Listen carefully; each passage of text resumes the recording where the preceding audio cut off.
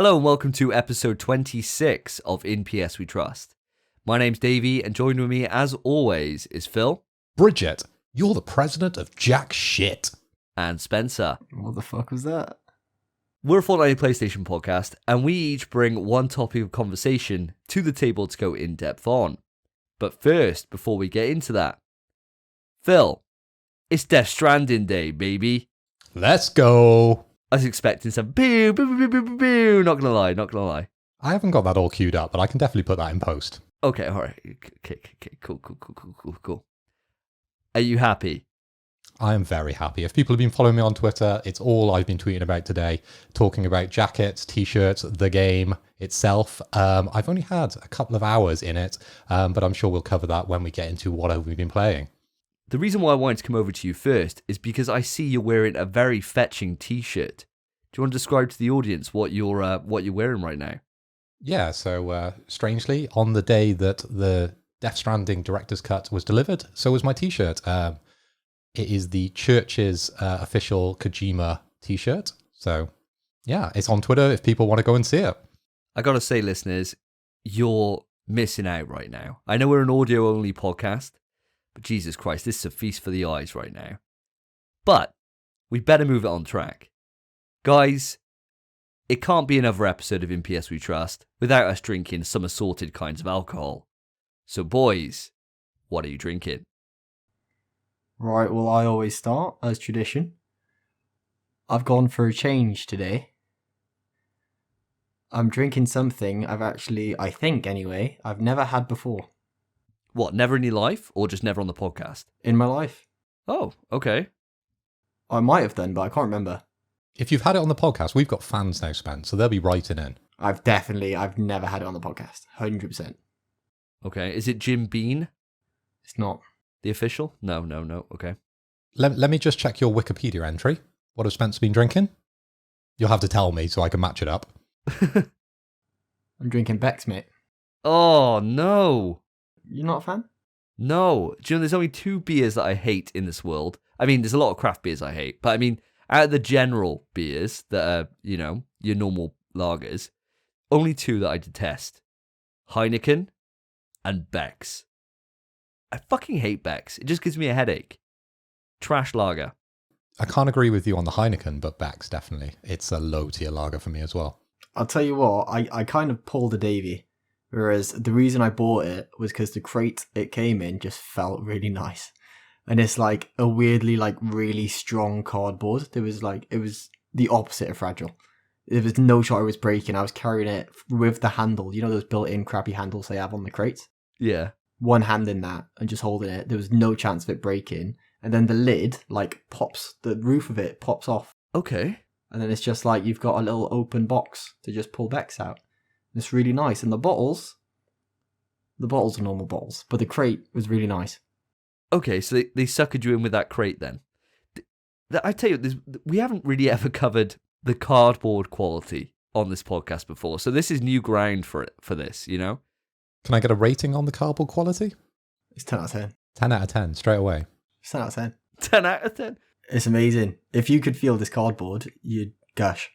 Talking about alcohol packaging, have you seen those new cans which you can crack? No?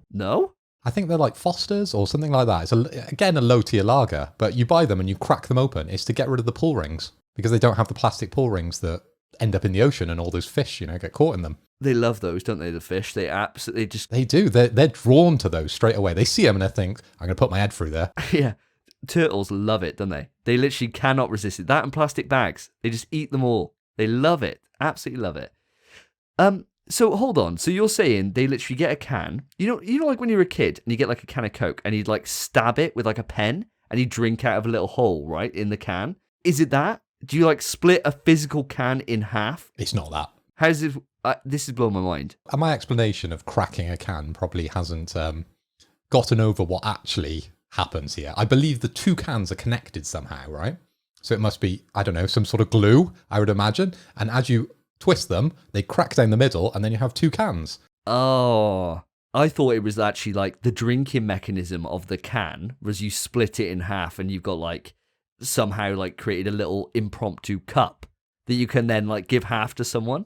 Now that would be cool if you could crack it top to bottom and you twist it open and then you've got half a can for your friend and half a can for yourself. How sick would that be? Brilliant. The ideas we come up with on this show. It'd be sick, but it'd have to be a huge can, otherwise I'd be pissed. I don't want to be drinking half cans.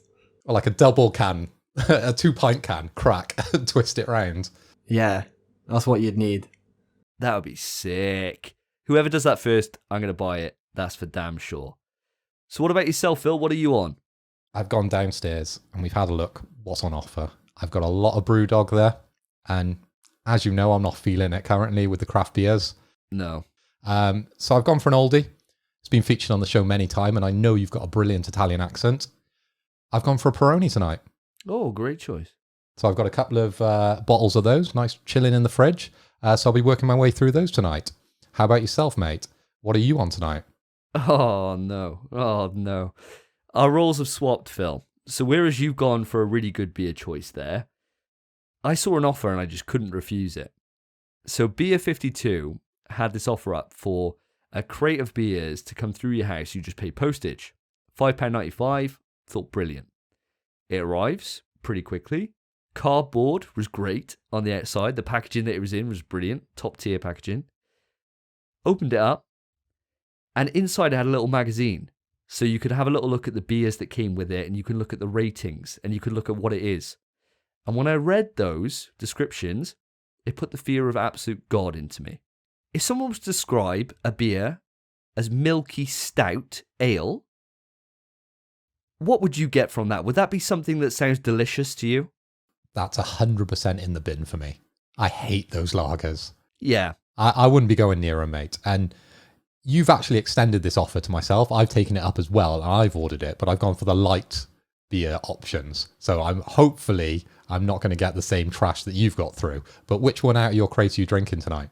So I've got 3 in front of me right now with plenty more to go through. And I've picked the kind of IPA. So I picked one which is just literally just says lager on the front. You know, the more common, the better for me.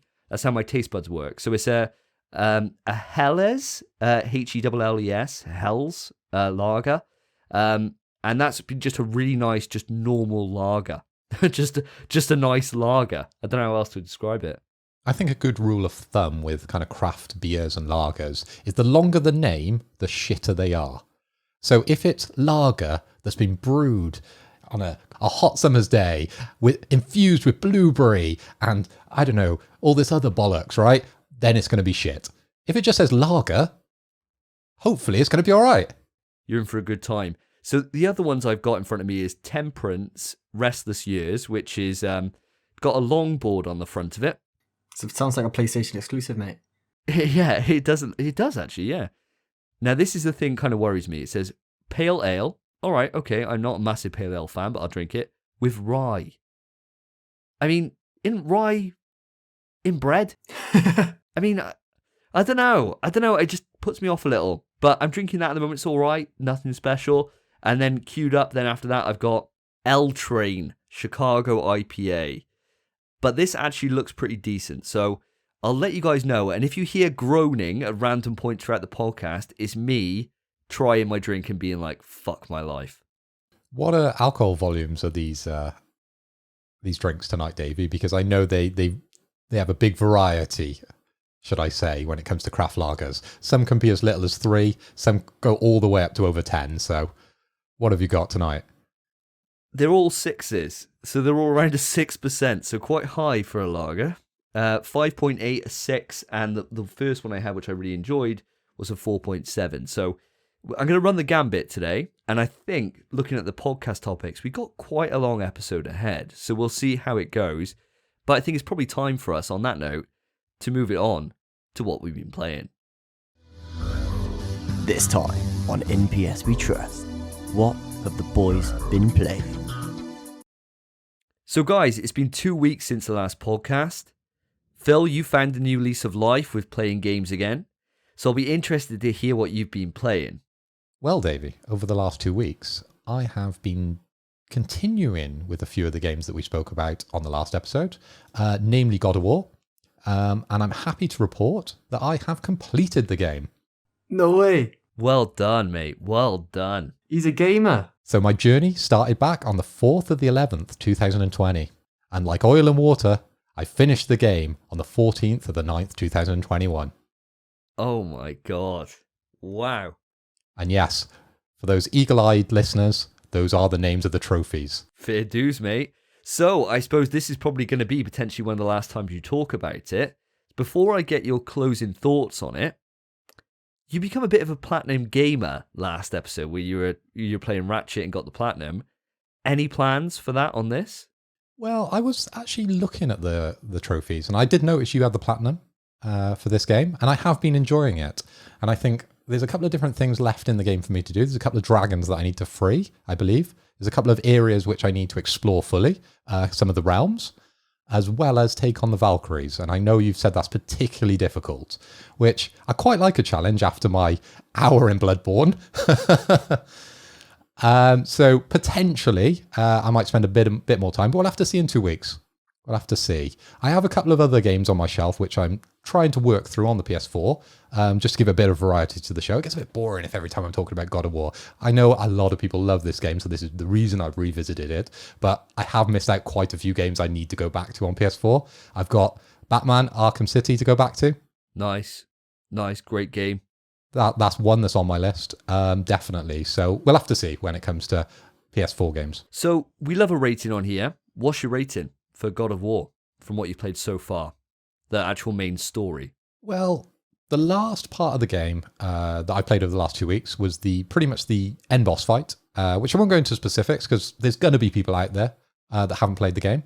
But it was quite interesting, the dynamic of switching between sort of fire and ice, your two weapons, basically, and going through that fight with there was a big giant involved, not to give too much away with what was happening there.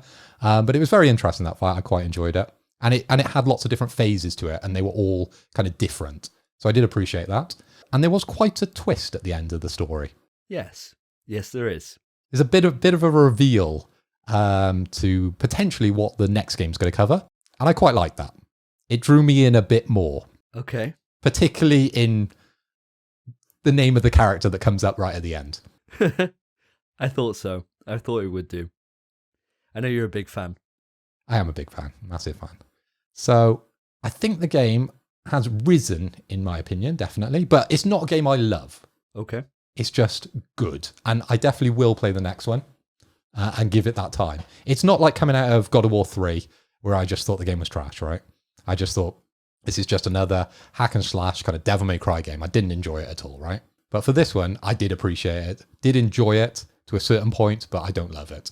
So I'm going to go with a high 7. I know that's normally where Spencer picks games and says 7 out of 10, but on my scale, that's where I'm going. 7 out of 10 for God of War on the PS4. Yeah, I hate this running joke, not going to lie. It's such bullshit. Do you want another one? Bughunter. Bug Hunter's great. I do like Bug Hunter. That's coming up later, because I got bugs in the next game I'm going to talk about. I got bugs. Well, I got bugs. Of course you did, mate. Of course you did. It's on brand for you. So what else have you been playing then, Phil? I've also been spending quite a lot of time trying to complete Fist. Okay, so you haven't finished it yet then? I haven't completed it yet. I have got to the end boss. I've just completed the Yokozuna fight right at the top of Torch City. Yes, okay, yeah, I know exactly where you are. Without giving too much away. Obviously, I won't go into specifics of that boss fight. But yeah, I found that one quite easy. That was quite easy to kind of work out where to stand and what to do at certain points. And definitely one of the end abilities that you get is really overpowered. Have you got that end ability, the one that you get? I haven't got the one you're probably thinking I've got, but it's one of the other ones you get towards the end of the game. Basically makes every boss fight quite easy, I think. It's the Omni Dash. Yes, amazing ability. Being able to dash diagonals. Where you can dash through enemies and through attacks. You're so overpowered. Yeah. Especially as soon as you learn the boss fight, it's quite easy to then go, right, this is the point I need to dash through them because they attack you forward so you can hit behind and so on and so forth. That, I suppose, is where I find the brilliance of this game, is having that choice between do you do that and take the pussy option, or do you stand there and parry every single one of those attacks? Because that's what I love about it, is that I'm like, I ain't ever dashing through anything. I'm like, I'm going to try and parry everything, and I get fucked up for it. But when I hit multiple parries in a row, I pop off. And I'm like, let's fucking go! I feel like Justin Wong Daigo is going on in my house, you know? I was just about to say we both played Third Strike, and you know how good I was at parries in those days. So yes, if I will take, as you've kindly put it, the pussy option of dashing through them and attacking them as they attack me when they're facing forward. So listen, there's no point me waiting until my section before I talk about this. I've been playing Fist, and I've platinumed it. I absolutely adore this game. I love it. In every single element of its design, I think it's exceptional. The Metroidvania gameplay of it, of going back around the environments you've already been through before with new routes opening up, which you find from abilities and upgrades later on in the game, just adds so much extra to the experience. And the fact that the upgrades and abilities change how base combat works, I just love it. I think it just gets more and more and more complex, and you can keep building onto your own skills and your own skill level playing the game as much as you want to. I think you could probably get through this game really simply just hitting like a 4-button combo, but then pushing yourself to be able to start mixing all different weapons together and really getting creative with the combo system. It just gives you that depth if you want it. And as we said on this podcast, choice is always the best thing. I think when it comes to the boss fights, you could probably just do it with the base Fist. Yeah, definitely. Yeah, you definitely could. If you could time your jumps at the right times and dashes, then I think you could just do it with the base Fist. You wouldn't need the other two components to that Fist. No, definitely. So, I mean, I'm gushing about this game. I really, really enjoyed my time with it. I thought the platinum was fantastic. Just a great experience start to finish. Took me about 25 hours, all things told, to get 100% completion and to do every single thing in the game. How are you finding it, Phil? I'm definitely loving the game, and that's why I've been going back and wanting to complete this game. But part of conquering the end boss, I've gone back and started to collect the posters to power up all the weapons, to go back and try and do all the training. I've got a couple of grumbles from when I've been going back and trying to do these things. Okay. That's squid, and that's not giving too much away because there's definitely an underwater part in this game. Yeah. That is hell of an annoying thing, right? You can't dash past it. You literally have to take every section really slowly if you need to go back and collect any, of the missing objects throughout the levels. I wonder if you're missing an upgrade. No, I've got that. The dash, the underwater dash, yeah? Yeah, and if you try and dash past that squid, he'll just speed up and still shoot you. You have to take the protection. I've tried it so many times and died going back and trying 100% each of the underwater levels. Oh, I think the thing with me, I did that area like last, and I'd 100%ed all the areas as I was going through them, other than the little tiny sections which I was missing. And so I got to that part with so much health, right, that I could just tank him. Yeah, I could just tank him. But I could see why that would be annoying, because he does slow you down, doesn't he? But I just took the hits. He does. I think those are the most frustrating parts of this game so far, is the underwater parts, really. I quite liked all the maze parts. I don't know if that's giving too much away. They were quite interesting, but when it comes to the squid is just so annoying. Hate that guy with a passion, and he never gets his comeuppance. Like, you never get to kill him. No, he doesn't. No, that's a damn shame. That is. It really is. I wanted to fist that squid. You wanted to see it gush some ink. Of course, mate. Thanks for laughing, boys. I appreciate it. Another thing is the perspective when you're flying on the fans. You know, there's a section where you have to traverse a bunch of electric fans. Yep. And the perspective changes. Yep. I always get hit. Yeah, oh yeah. It's impossible to do that without getting hit. It's so hard to judge depth within that game. Definitely. They didn't get that part right for me. Wait, have I done that part? I don't think so. I don't think so, where you are. No. No, you haven't. No, it's the next section on for you from where you left the game. Because you haven't played any more of it, Spence, have you? No, but there were fans during the last area you had to fly up through, to launch you upwards. Oh, maybe you did then. Are they electric? I think so. Well, then you've done it, yeah. But you go past them multiple times anyway, because there's something at the top which you need as well. Yeah. So, which I missed anyway, that I had to go back to. Yeah, you're totally right. Fortunately, that's only in like a couple of sections of the game, so it's not so bad. If it was like a regular occurrence, it would be really annoying. But it's more like when you're going back to 100% that area, and then you have to go through that zone again, you think, oh, Jesus Christ. You just tank the hits, try and do as good as you can, but it's very difficult. Yeah, you're totally right with those. But is that all the negatives you've got for this game, or is there a laundry list that we're going to get into? I've got two more. Okay, go on then, hit me. and maybe these are me specific, right? Okay. But I want to know if you've come across these as well. The delayed heals. I'm not about that. When you flick up and you want to drink that carrot juice, it's not instant, right? So you've got to position yourself within boss fights far enough away that you can take the drink, right? And that timing is so annoying. Oh my god, you can tell you never played a Souls game. That's literally what I was about to say. You clearly, it's so blatantly obvious. You played Bloodborne, you know it's the same thing.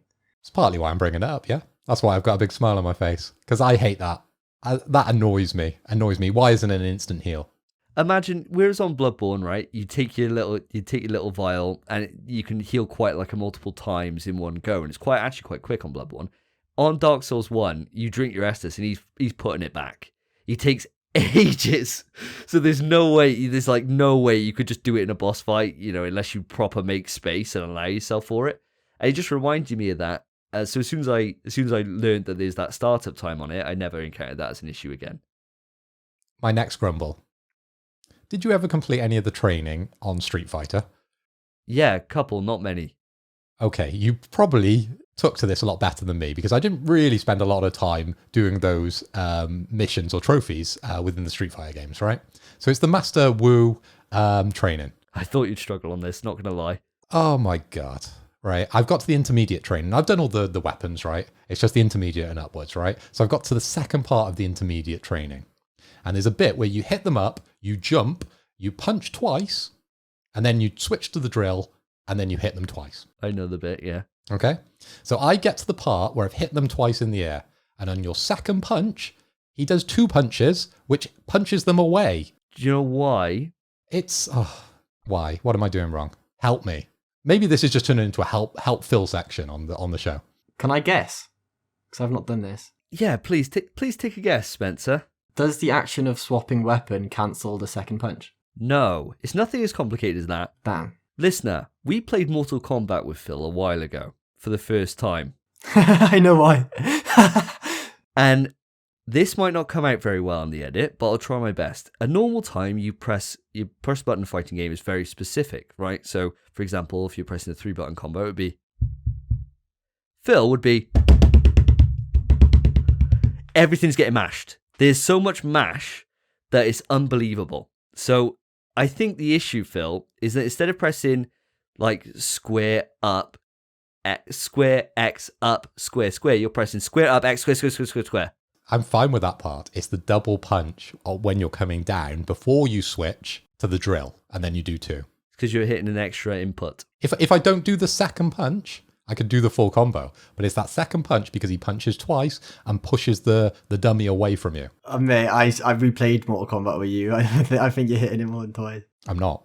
I'm pressing it twice. I'll give you a warning though. When you go onto advanced, I need to learn a new technique I hadn't ever learned before. You've got to... Normally, when I would do my makeshift combos, I would scroll through the weapons in order, right? So start with the fist, move on to the drill, move on to the whip, right? And then do that in a rotation. The back button switch that rotation, yeah? Yeah, I just didn't realize that for the longest time. So I was having to like triple input L1 to change and stuff. So it was making it way harder for me. And it wasn't until I was like, there has to be a way for this to be easier. But that could be on the intermediate. I can't remember now. So you were mashing the button? It's not a mash if you're doing it on purpose to move to that. Whereas if you're pressing it 100 times just for one square input, that's called a mash. So I think that's a you problem, Phil. In 2 weeks' time, my name is Mayo. That's my next platinum. Let's go. You'd be great at that, mate. You would be really good. You have to just put up some makeshift combos on screen and you'll be doing really well. So that's all my grumbles for Fist, but I have got some hashtag Bughunter alerts here. So these ones are for you, Spence. Let's go. The dash.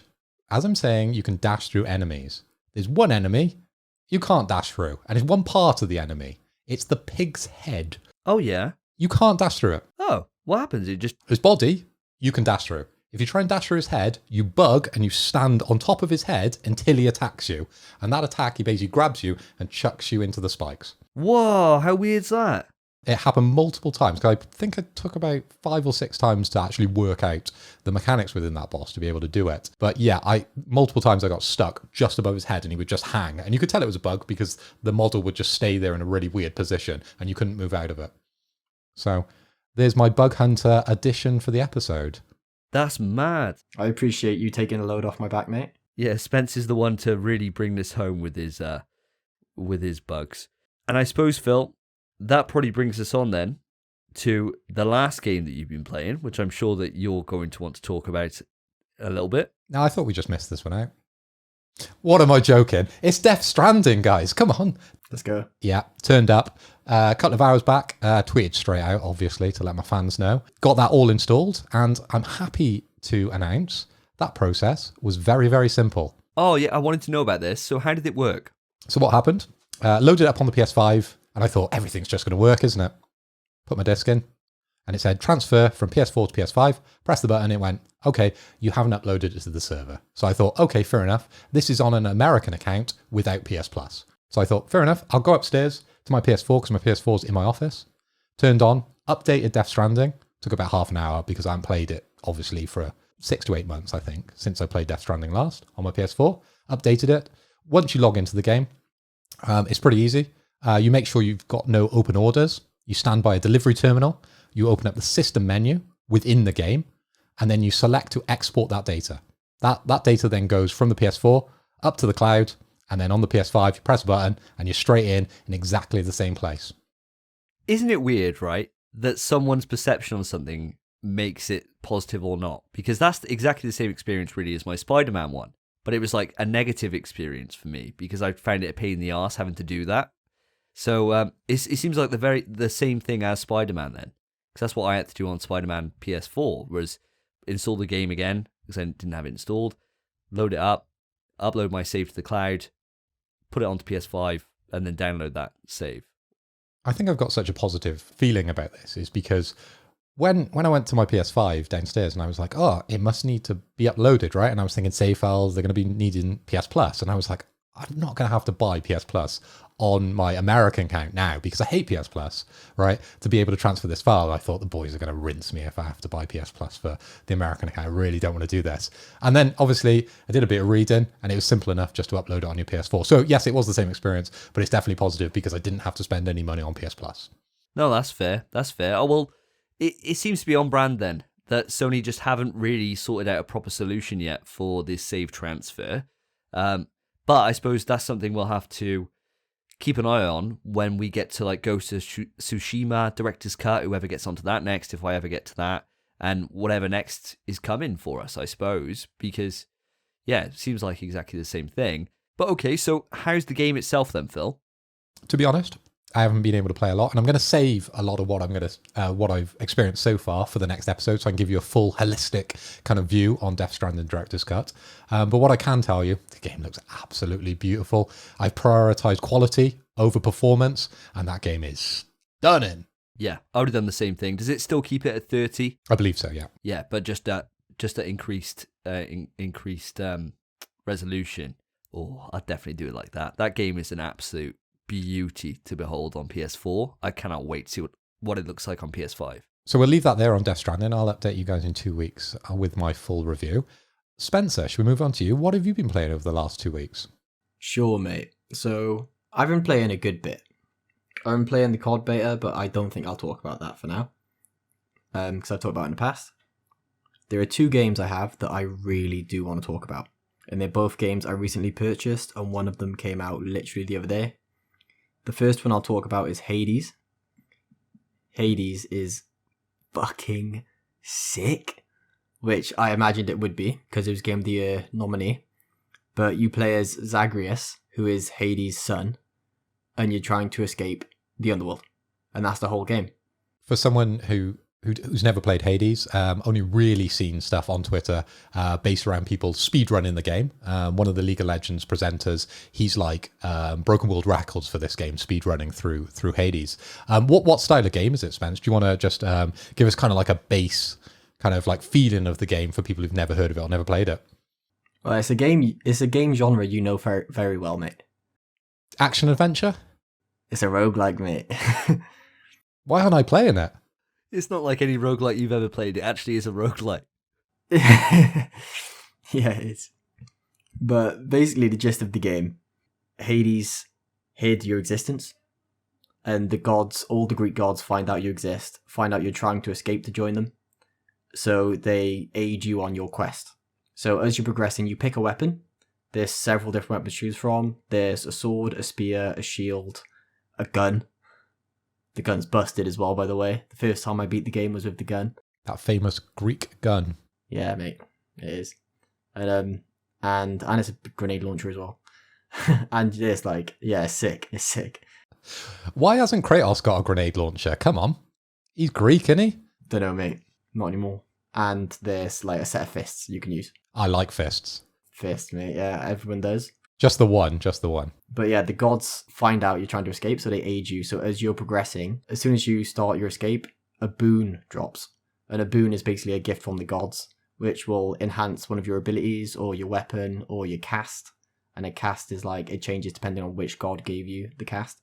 You have options every time. Every time you finish a room, you clear a room, different doors open, and those doors will tell you if there's a boss on the other side.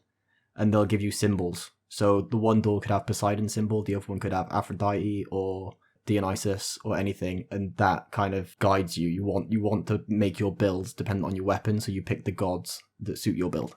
So are there quicker ways through the level based on your choices? Is that the way it works? I don't think there are quicker ways. There are safer ways, because there's a shop, a room you can enter.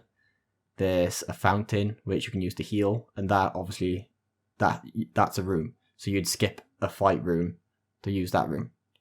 So it's not quicker, but it's safer.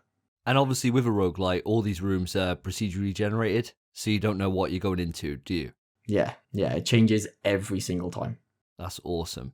So the question I've got for you, obviously I bought Hades, I pre-ordered it on PlayStation Store, I bought it digitally on the day it went live, and I just haven't played it. I just haven't had the time. I've just been too involved with either playing shitty games for review on YouTube, shitty Resident Evil games, or I've been playing Fist and I've been playing other things, right? So I just haven't got round to it yet. It's definitely on my... I'm definitely going to have played it by the end of the year, without a doubt, but I got a few things on my backlog to tick off first before I get to it. The drama last year was obviously Game of the Year contender. It was thrown around quite a lot, as you mentioned, and obviously The Last of Us 2 ended up pipping that post. What are you thinking? Is it on that level? Is it Last of Us 2 level or not? The thing is, it's hard to compare because they're such different games. They are vastly different in literally every sense other than you killing stuff. That's the only similarity. But it might be. Really? Wow. That good, huh? It is. It's fantastic. It is a really good game. I wanted to play more Fist, but I made the mistake of starting Hades. And as soon as I did that, I didn't put it down. It's got me reading my Greek mythology books. Wow. Because it's that fun. I want to learn more about the characters that are aiding me in my quest in Hades. Wow. That's really interesting. I mean, I'm definitely excited to play this game. I cannot wait for it. I cannot wait to find time to get to it. I mean, for me, the problem blockers that I've got in my way is Deathloop, which I'll be talking about very, very soon on the podcast. And there's Life is Strange True Colors I want to get to. And then we're going to be getting into COD season. So things are going to be tight towards the end of the year, but I am going to get it done by the end of the year. I definitely am, because I'm sure that we're going to want to talk about it when we get to our end of the year discussions, which is probably going to be around about November, around the time of the PS5 launch. That's when we did it last year, so we're probably going to do it the same again, so we can really encompass all the PS5 games that have come out over the last 12-month rolling. But yeah, that sounds really positive, Spence. Fair dues. That's really encouraging. How far are you through the game, Spence? Are you at a point where you could give it a rating? Obviously, once you do escape the underworld, the game doesn't end, because it's a roguelike. You do it again, the story keeps going. The story's long. I don't know how many times you have to escape, but it makes sense as well in having to escape multiple times. There is a way that it works out. I've only escaped once so far. It's that final boss, man. That final boss gets me every fucking time. But I think I could give it a rating. Oh, the issue is it's so fucking good. There's no problem with you giving it a 10. You know, we can give an official in PS We Trust 10 out of 10 for a game. Yeah, I think that would then be the first 10 out of 10 we've given on this podcast so far. It's not. Is it not? For games we played in this section? I've given one. Have you? What was that? Yeah. It Takes Two. A 10 out of 10? Yeah, mate, it was phenomenal. You loved it as well. You just never played it with me again. 10 out of 10. Okay, all right. Go on then, mate. What are you going to rate it? It's hard. It's really fucking hard. He wants to give it a 10. I really do.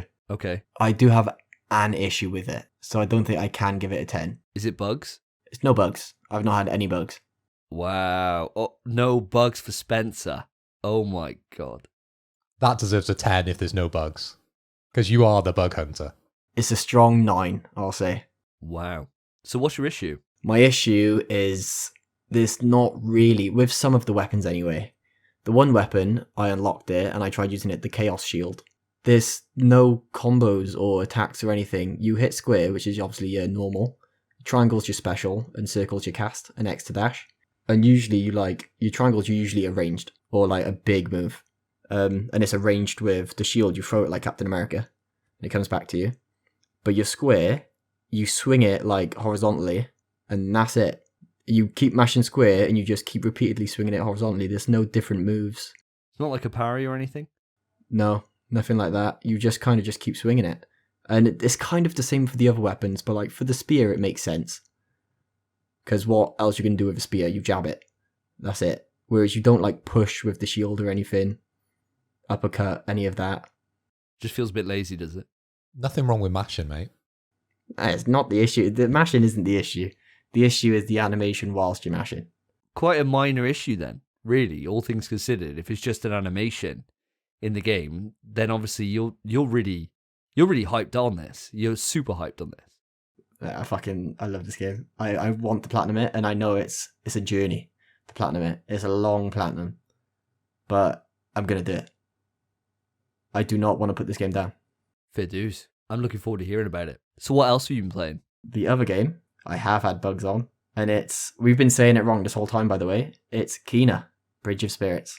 Well, it's not Kenna. It's not Kenna, it's Kena. How did you find that out? Because the character calls her Kena in the game. It's like for ages we were saying Lady Dimitrescu, and it's Lady Dimitrescu. You know, we just sometimes we just mess up like that. Yeah. So Kena, Bridge of Spirits, you play as a spirit guide, and you have rots, which are these little black animal things. I don't know what they are. They're called rots. You can put hats on them and stuff, and they're really cute. And every time you save one, they like look around a second and then smile at you, and you're just like, oh my god, because the quality of the game, it looks like a Pixar movie. They look like soot sprites, don't they? They do. That's an anime reference for people that don't know. That's My Neighbor Totoro. Yeah. For you nerds out there.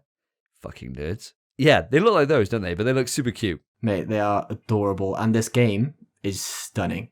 It is Pixar quality. Now, this game was your most anticipated game of the entire year, wasn't it? Your number one. It was. It's funny though, because your number one, Davey, I think was Fist. Yours was Kena, and mine was Death Stranding. So we're all at that stage now of playing our most anticipated games. We kind of settled on this list after Resident Evil Village had come out. So let's just make that clear. Come on. I mean, Resident Evil Village was our number one by an absolute fucking landslide. I mean, Christ, we don't have a Kena Bridge of Spirits fucking button, do we? I can create one. I'm doing the edit this week. I think because Kena was originally supposed to come out in March, I think Davey, you said your most anticipated game was Village. And so I didn't want to say Village, so that's why I said Kena. But it was second anyway. Game's good. It's really good. Not as good as I wanted it to be. It looks stunning. The animations are okay. Movement's okay. The combat, nowhere near what I wanted. How many hours are you into the game now, Spence? Do you think there is an opportunity for this to get better over time? You know, the late game, for example? Because I know in Fist, pretty much the abilities didn't really start opening up until you were a couple of hours into the game. So where are you at with Kena? Yeah, I think 3 hours, which is roughly the halfway point. Wow, it's a short game then. It's a short game, yeah. Damn. Perfect. That's exactly what I wanted it to be. I didn't want it to be any more than like an 8-hour experience. So I'll be glad if it's like 6 hours. That sounds beautiful. Probably like a 10-hour platinum. Probably all things considered, doing everything. You have to beat the game twice. All right, okay. That's fine. And you have to beat the game, then get all the collectibles, then beat the game again on the hardest difficulty. All right, that's fine. That's great. Great. And what price point are we coming in at with Kena? 30 quid.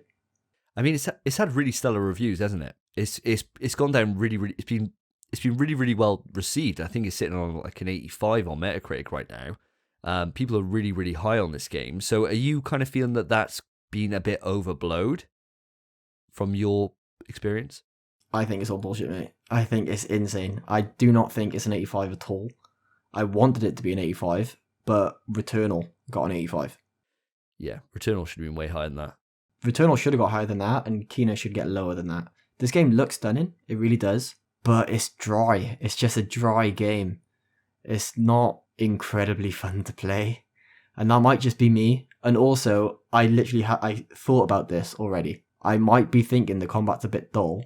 I'm literally coming off of Hades to play Kena. So that might be influencing my opinion quite a lot. If you think of Hades, probably is more like a hardcore game. You've said it's a roguelite. So it's that kind of intense kind of situation with a lot of combos. And then going to a game like Kena, which how would you describe that? That's more like a casual game, would you say? Yeah, it's a lot more casual. You only have... It's weird. It's a weird combat system. You have your light attack, which is R1, your heavy attack, which is R2, and then the rots can help you out. So you attack enemies and they give you kind of like rot energy orbs or something, and you build up the rot energy. And it's called a rot action. And as soon as you've got a rot action, the ones I've unlocked is I have a rot hammer. So if I fully charge my heavy attack, I can press square, and then the rot kind of attached to my hammer, and it does a huge slam. And then I also have the bow, and the bow's good, but it's 5 uses, then you have to wait for it to charge. And I've seen people playing this game on Twitter and stuff, and people fucking suck. The bow, you charge it to use it, like you pull the string back, and the longer you charge it, the stronger it is. No one full charges. It takes like a fraction of a second longer, and no one does it. It's insane. I think what's going to be interesting is in 2 weeks' time, obviously, you probably have played the game another 3 hours just to see if that kind of opinion sort of changes and gets better, potentially with the end game being a bit more intense. But we'll have to wait and see, won't we? Yeah, definitely. The story's really good. I'm enjoying the story a lot. The game is stunning. Absolutely beautiful. It does look Pixar. Can I just say, I find it weird that they're called rots. I mean, the only rots that I knew was a couple of skanky girls on a night out in Newport. And the last thing you want to do is get some rot on you, you know? That's the last thing you want to do. You go out, you maybe pick up some girl, get yourself tested next day. Last thing you want to do is bring home some rot. It's not the rot, mate. It's the rot juice. It's the rot. Last thing you want to be doing is just be coated in rot juice. I mean, take it from me, listeners. If you find yourself out at night, go home with some girl, and next thing you know, she's telling her kids to shut up so you can bang her. Get out of there fast, all right? Get out of there fast and just learn from my mistake. Last thing you want to do is end up with an STI. Isn't that right, Phil? And you still got to pay for a curry, mate. You remembered the story. Jesus Christ. Bad night. So that's everything for you, Spence. Let's move this quickly on. Yeah, mate, so that is it for me. I've only really been playing those 2 games. But how about you? What have you been playing?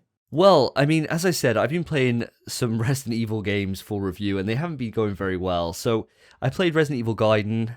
You could see my full review on YouTube. I absolutely hated it, and it was a dire experience. It was absolutely terrible. But that ended up, getting that video out took up most of this week. So really, I haven't been playing games this entire week, but last week I played quite a few. So the first thing was, I did what I said in the last podcast.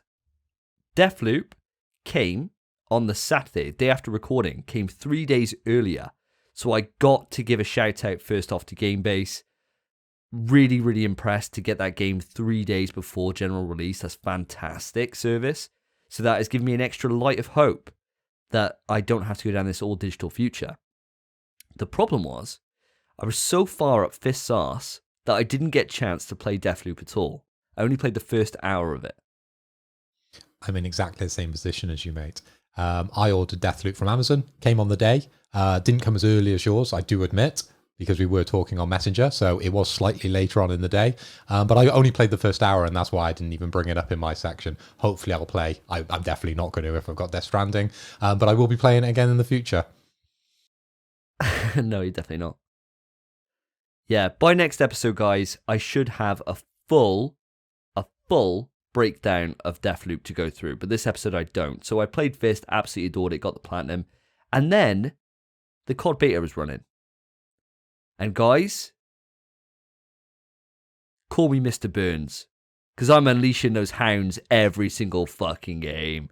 I'm sick at Call of Duty, but honestly, something has clicked in me, and I'm now sick at Call of Duty. I know I mentioned it in the last 3 episodes in a row. This is the last time for a long time because it's not out after this. I fucking love this game. I love Vanguard. I absolutely adore it. I created this loadout for my gun, the STG, that was just cracked. And turns out I'm just a god on Call of Duty. So I loved it. I absolutely loved it. I thought it was fantastic. I don't know why there's so much pushback on this game on Twitter. I think the PS4 version, that could be the issue. But the PS5 version, really, really happy with it. Cannot wait for the full release. Have you climbed up to the top of Mount Krakatoa yet, Davey? I'm living on Krakatoa, mate. You've put your flag in. The Davis flag. Literally, call me Humpty Dumpty. Right? Because all the King's horses and all the King's men couldn't put me back together again, mate. Stole my thing. We worked on it together. I said it, and then you said, call me Humpty Dumpty. I'm fuming. It's a good one, though, isn't it? It was a brilliant one, yeah. Congratulations, boys. Honestly, mate, it's a fantastic game. I'm really gutted I didn't see you on the beta, Phil, because me and Spence were playing it quite a lot. I'm really surprised I didn't see you come in there, mate, with your mash skills. I didn't get the invite. I've just been sat at home twiddling my fingers, not doing anything, thinking, what are my friends doing? Did you download the game? I had it already, mate. No, I'll tell the truth, I was just playing Bloodborne, wasn't I? Hardcoring, really getting through all those bosses. That's what I was up to. So guys, I got one last game to mention. I obviously can't talk about COD all day and not every single episode. So, Spence, you and me have been playing a game. Surprise, surprise, Phil wasn't invited to it. It's called We Were Here. Now, you're the one who actually got me onto this game. So even though this is in my section, do you want to tell us about it? Absolutely, mate. I fucking love this game. I've played the first, second, and third game. I've played them all the way through. And I had to tell you about it and get you in on it because I knew you'd love this game. We Were Here is basically a co-op puzzle game. And all the puzzles are just Resident Evil puzzles. That's all they are, but they're co-op. So it's kind of a cross between Resident Evil puzzles and Operation Tango, where one person has the information, the other person solving the puzzle, and you have to cross-reference everything each other knows in order to solve the puzzle. And the first game, which is the one we've just played, and we've finished one side of it, because one of you is the librarian, which is the one with the information, one of you is the explorer, which is the one solving the puzzles. You were the explorer, and I was the librarian. And I tell you what, you're totally bang on. This game's awesome. This game, it feels like a really low budget version of Operation Tango. I'm not gonna lie, that's what it feels like. What kind of genre is it, boys? You liken it to sort of like Resident Evil? Is it going in the horror routes, or is it taking a slightly different approach here? I'd say no. I'd say it's just a puzzle. It's just a puzzle game, really. It's just a puzzle game, but with slightly horror elements, but nothing too overt. Yeah, there is a horror element to it, and it ties in with the whole story. Because the story is you're trapped in a snowstorm, and you find the castle to hide into. And you go in there, and it's kind of a haunted castle, or it's a castle with a curse upon it. And there's this marionette that's chasing you the whole time, and you only see it at one section of the game. Everything about that explanation sounds like a horror game. Yeah, but it's not really scary, though. That's the thing. It's not scary, but I've played all the games. And that story, this game, there's not much of it. All you do is see the marionette once. Whereas the second game has books around the world during the puzzles you can read. So information to fill you in on the lore. And then the third game actually has cutscenes whilst you're playing the game. Oh, wow. So their budget obviously got a lot deeper the more they went into this series. A lot deeper. A lot deeper. The third game is like a whole different game. It's amazing. Wow. Now, listener, I picked this game up for an absolute bargain. I picked it up for less than £10, and there's a platinum for each one. So it means that on the next play session, I'll definitely have a platinum from it, because it's a really, really easy platinum. It's basically just play it through twice on just perfect runs. Really, really easy to do when you know what you're doing and what the puzzle solutions are. But it's just really fun, isn't it? I mean, I just really enjoy these new co-op experiences that seem to have come in over the last few years. These different ways to be able to play with somebody else, but not play in a typical multiplayer format. Play where you got different roles and you got different objectives to do, but you're all kind of helping each other. And I mean, if we can find more games like Operation Tango and like this, now we got the trilogy to go through. I'd really be up for seeing them. So, listener, if you know of any other games that are like this, please reach out to us on the email, pswetrust@gmail.com, because I love these kind of experiences. And I've loved this game so far. It's been so much fun. Thank you for showing me it. Honestly, thank you. It's been a joy. Mate, you're welcome. My only regret is having played them before playing them with you now, because I know how all the puzzles work, which is a shame. Other than the third game, because I only played the one role in the third game. So the third game will kind of be a brand new experience to me, because you'll do the role that I did last time. But it's perfect games. Perfect games. They're sick. They're not perfect games, obviously. It's 30 FPS, for God's sake. But great games. So guys, that's about it for me. There's nothing else I want to talk about this episode. So listener, I want to cue you in on an idea that we've had for the podcast that I think is going to rock this podcast to the core. There's been loads of games over PlayStation's history. Not all of them get the same shine as the newer games. Unfortunately, when it comes to new releases, it's the best way to get content out there to talk about that newest game, that hot thing off the press to talk about and do a spoiler cast. But the older games, we haven't all played. And it's always time to go back and appreciate things from the past. So, what we're going to do, listener, is we're going to give you the opportunity to vote on which game we cover for a spoiler cast. Now, we've each come prepared with a game, which we're going to give you the opportunity to vote on. It will be included as a straw poll in the podcast description. So please vote on there for whichever game you want us to cover in depth in a spoiler cast, which will go up as an extra sweetener of an episode the following month. Now, this poll is going to last for 4 weeks from today, the date of recording, which is on a Friday the 24th. So 4 weeks from now, which means the poll is going to end on Friday the 22nd of October. Now, guys, what games has our audience got to choose from? Phil, why don't you start us off? Okay, Davey, I've been down to CEX and I've bought this game already because I know it's going to win. It's a game that you love. It's a game that you've been pressuring me for years to play, and I haven't picked it up. Considering you've made me play classics such as The Last of Us, God of War, this is the next one on that list. It is Heavy Rain. Oh my god! Oh shit! I am ready to play Heavy Rain on the PS3. That is my choice. Oh, what a great choice. Do you know, I put all my PS3 games down in the basement other than 2. One of them was Heavy Rain. I kept that upstairs. I fucking love that game. I got the platinum on the game. I adore it. Oh, shit. I want to vote for that myself. I've never played it, so I think this is a perfect opportunity to go back and visit that classic. Wow. Spencer, what about you? What are you bringing to the table? I mean, yeah, I've never played Heavy Rain either. I kind of just want to play Heavy Rain now. I know it's phenomenal. Oh my god. My game, what I think we should all play, and it's a game, Davey, you've been needing to play anyway, Devil May Cry 1. Oh, okay. All right.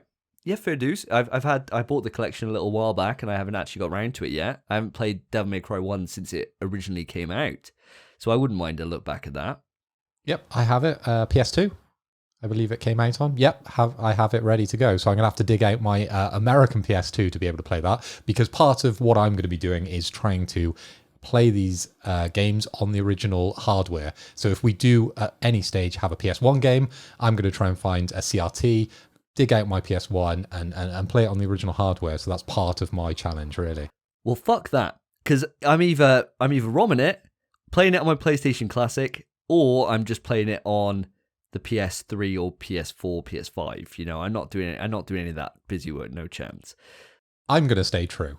But anyway, Davey, I've gone Heavy Rain. Your boy Spencer, he's gone Devil May Cry. Another game I'd love to go back and visit. I've played that game. Davey, what's your pick? Kept you waiting, huh? We're going back to Metal Gear Solid, boys. We're going back to the best game of all time, my favourite game of all time. I haven't played it in over 20 years. I would love to revisit this game and talk it through with you, especially as Spencer, you've never played this game before. I never have, no. I'd really, genuinely love to play it, to be fair. I'd love to play any of the games we've said. I'd love to play any of these. Well, listeners, it's up to you.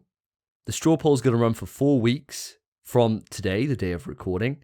So please go onto the description of the podcast, vote for what you want to hear, a full, in-depth spoiler cast. And we got a name for this segment, Phil, don't we? We do. We were hashing this out earlier. We've come up with the spoiler cast from the past.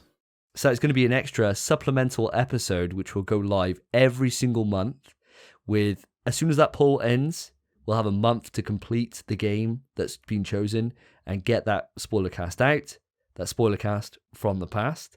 And a new poll will then replace it for the next month. So listeners, it gives you a good chance to get some questions in for it as soon as we announce whatever that game is going to be. But it's totally driven by you and your interactions. So I cannot wait to see what you pick for us. Now let's move it on to quick news. Quick news. Quick news.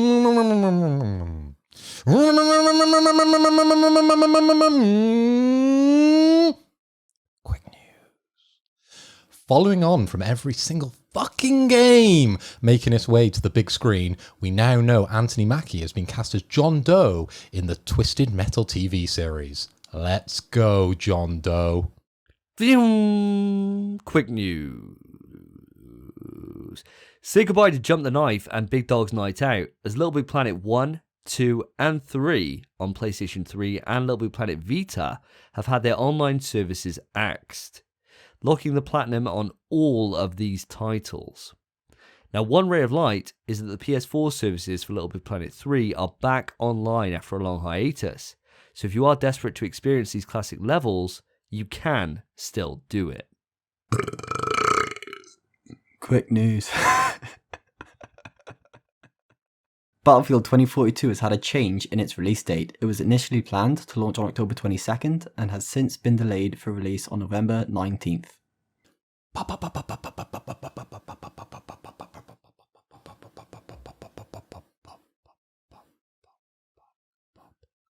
Quick news.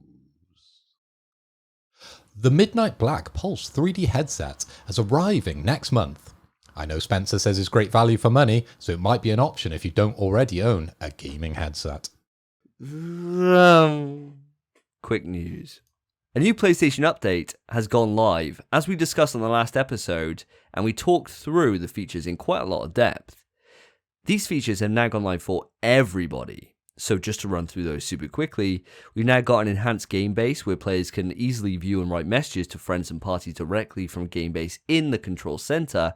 We've got PlayStation Now resolution changes to make it easier to set it to a higher resolution. And we've got the ability to get rid of the automatic capture tool. And those are the things that stand out to me. But you've also got SSD improvements. You've got everything which we discussed all last episode. Very excited for that. Great job, PlayStation.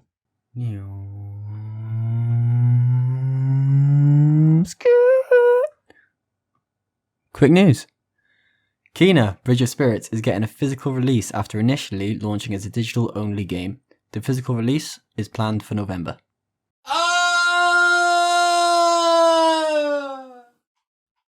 Quick news. Death Stranding Director's Cut PS5 upgrade is just £5 in the UK. Now that is a hell of a deal if you already own Death Stranding on PS4. Please, I beg you, give this game a chance and go make some deliveries. Dun dun dun dun dun dun dun dun dun dun dun dun dun dun dun dun. Move, bitch! Get out the way! Get out the way, bitch! Get out the way! Quick news. Firesprite are leveling up big time. Job vacancies shed light on what they're potentially doing, and they have been announced on their Twitter page. They've got jobs under code, animation, art, narrative, production, design, and studio and finance. So guys, I think in the next couple of years we can expect something big coming from Sony's brand new acquisition.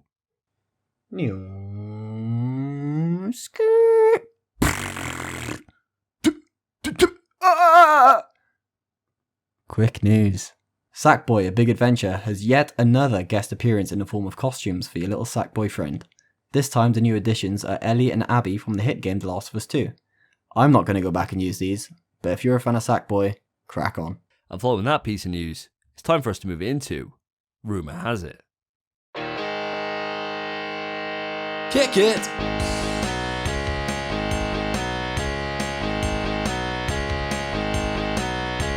You wake up with a rumour and you don't want to go.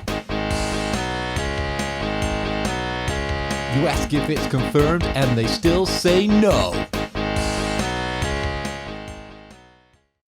Rumour has it, boys. Quantic Dream is working on a Star Wars project that will feature traditional action gameplay, possibly in an open world setting with multiplayer elements. Now I need to ask you boys, do you know this studio? Do you know what games they make? And what are your thoughts on them undertaking this project? Davey, you go first. Sure, so Quantic Dream is one of those studios that has a long-standing relationship with PlayStation, which seemed to end after Detroit Become Human back in 2018. Now, I was a massive fan of Quantic Dream. I got first introduced to them with Heavy Rain, was my first introduction to them as a studio, and they kind of cemented themselves as a AAA experience across all the rest of PlayStation. They were completely unique. They were doing Telltale games before Telltale did them. So they were doing games, Heavy Rain's basically like The Walking Dead, but just on a much grander scale with a lot more budget behind it. It's a really, really great kind of choose your own adventure kind of title with permadeath and where your choices have a real consequence. And that kind of continued across the rest of the PS3, PS4 generations with Beyond Two Souls and then with Detroit Become Human, which was another fantastic release from them. Now, this rumour seems very weird. Now, there was a lot of drama back after 2018 with Quantic Dream because what happened is there were some accusations of workplace disagreement. We'll put it like that. There was cases that came out in French magazines because they were a French studio where there was kind of workplace discrimination and where there was workplace... people were feeling they were kind of being abused in their work. Kind of like the whole Blizzard thing that's been going on recently. It was kind of a similar monologue to that. Now, there's been a libel case which was put against the newspapers that reported this, and they won one case and they've lost another. So there's kind of been all this drama, and PlayStation seems to like kind of cut ties and move away from them. But the reason why, putting it more back on the topic, the reason why I'm kind of a bit dubious about this, not so much with the Star Wars IP. I think that would be a really good fit for them. I think they could do some really inventive storytelling, some really good narrative in there, and really just kind of push the narrative kind of envelope because they're never going to push the gameplay side of it, looking at their previous bodies of work. And I suppose that's the thing that I don't buy about this rumor, is looking at what the rumor actually states, where it says traditional action gameplay. That isn't what they do. They don't do that. They do a point where you get to a part in the story and you press triangle, square, circle, or X for your option. And that chooses what you do. And then maybe you might move the cursor across the screen and press R2 to shoot someone or not. But that's all you typically do. So this is very out of their wheelhouse if they're going into traditional game design. They have a lot of like QuickTime events and such in their games as well, don't they? Yeah, very much. But that's still just pressing a button or moving a cursor. It's not like it would be if you were playing like a third-person action adventure game. Yeah. And that's the kind of part of it I don't buy. I can buy them being involved with Star Wars. They're a free agent. Well, they've always been a free agent, but they don't have those close ties to PlayStation. So they're obviously going to go towards another publisher like an EA or an Activision or, an Ubisoft, whoever it is, right? They've got the ability to do that, and I imagine that they're going to do that. I just don't buy that part of it. I mean, Phil, have you played any of Quantic Dream's games before? Looking at the list that you've sort of just gone through, unfortunately, I haven't played any of these games. I've missed them out. Fair. I mean, can you see, I suppose the bigger thing about this, can you see a studio like, say, for example, Telltale with The Walking Dead? Can you see them moving from what they've done typically into going into a wider, more grander kind of style of gameplay? Can you see that happening, or do you think they're kind of more pigeonholed into what they've always done? To be fair, I don't mind giving them the chance. You just have to look at developers like Housemarque. They've gone from Stardust to Returnal. It's possible. They can jump up and switch up things and go for a new genre. I'm all up for giving people a try. But if this game is bad, they're going to crash and burn. What about yourself, Spence? What are your thoughts on this? I'd have thought for sure you'd have referenced Riot Games rather than, was it Housemarque? Because obviously they went from a MOBA to a FPS game, making a fighting game, making a story Telltale-esque game. Riot Games kind of doing everything at the minute. Yeah, they're a jack of all trades these days. But with Returnal, obviously, and Housemarque, that moving from Stardust to Returnal, they've gone from quite a popular game to a very popular game. With Riot, League of Legends, it's the biggest game in the world. I don't think Teamfight Tactics or any of the other games that they've made are on that level. Fair enough. In terms of the studio, Quantic Dreams and such, I haven't played their games. I know of all of their games because my favourite YouTubers when I was a kid played all of them, and I watched all the Let's Plays. I loved it. So I know the story of most of the games, but I never actually played them for myself, and I know the mechanics and the gameplay and such. So I know it's not action-oriented. It's all just button presses at the right time, making choices. So it is weird. It is strange. It's a very strange choice for these developers to make in taking this project. But I do just have to agree with Phil. Like, why not? Maybe they want to change. Maybe they want to start expanding their ability. Go for it. If you're a developer and you've been pigeonholed and that's the only games you make, like you've got to take that chance at some stage, haven't you? And I think this probably is their chance. I suppose thinking about it actually a bit more logically, you just look at Horizon. I mean, Guerrilla went from making Killzone into making an open world RPG. So I suppose the gloves are off, really. Anyone can make anything they put their mind to if they have the budget and if they have the talent there, and you can just hire that talent in. I mean, you look at Firesprite. They're a team which are originally ex-Studio Liverpool games, which made Wipeout as a series, and now they've gone into, it looks like, speccing into some kind of multiplayer cinematic experience. So you just don't know what a team can do, and you can just hire the right people to get that job done. Personally, I still call this rumor bullshit. I don't believe it at all. I believe the Star Wars element to it. I'll be amazed if they come out with anything that isn't a narrative experience, because David Cage, the director, is a bit of a ponce. He's one of those guys that literally thinks he's like an auteur, but he's not. He thinks he's Kojima, but he's not. He's the guy that goes out and says, we're making a cinematic masterpiece, we're making all this. And then you see William Dafoe sitting there, who was one of the cast members of Beyond Two Souls, and he looks like he's going to eat his own head. He looks absolutely devastated to be there. And you think, okay, David Cage, you ain't at that level, right? You're good. You've never been the pinnacle of PlayStation, ever. Like, nowhere even near it. No one would put like Quantic Dream in the same league as like Gorillaz or in Santa Monica or Naughty Dog or anything like that. Nowhere near. But he thinks he is. And I can't see him wanting to move away from a more cinematic experience to move into a more gameplay focused experience. That's my only reason why I'm like, nah, I don't believe this at all. I think a lot of our listeners probably are hearing that name for the first time, Davey.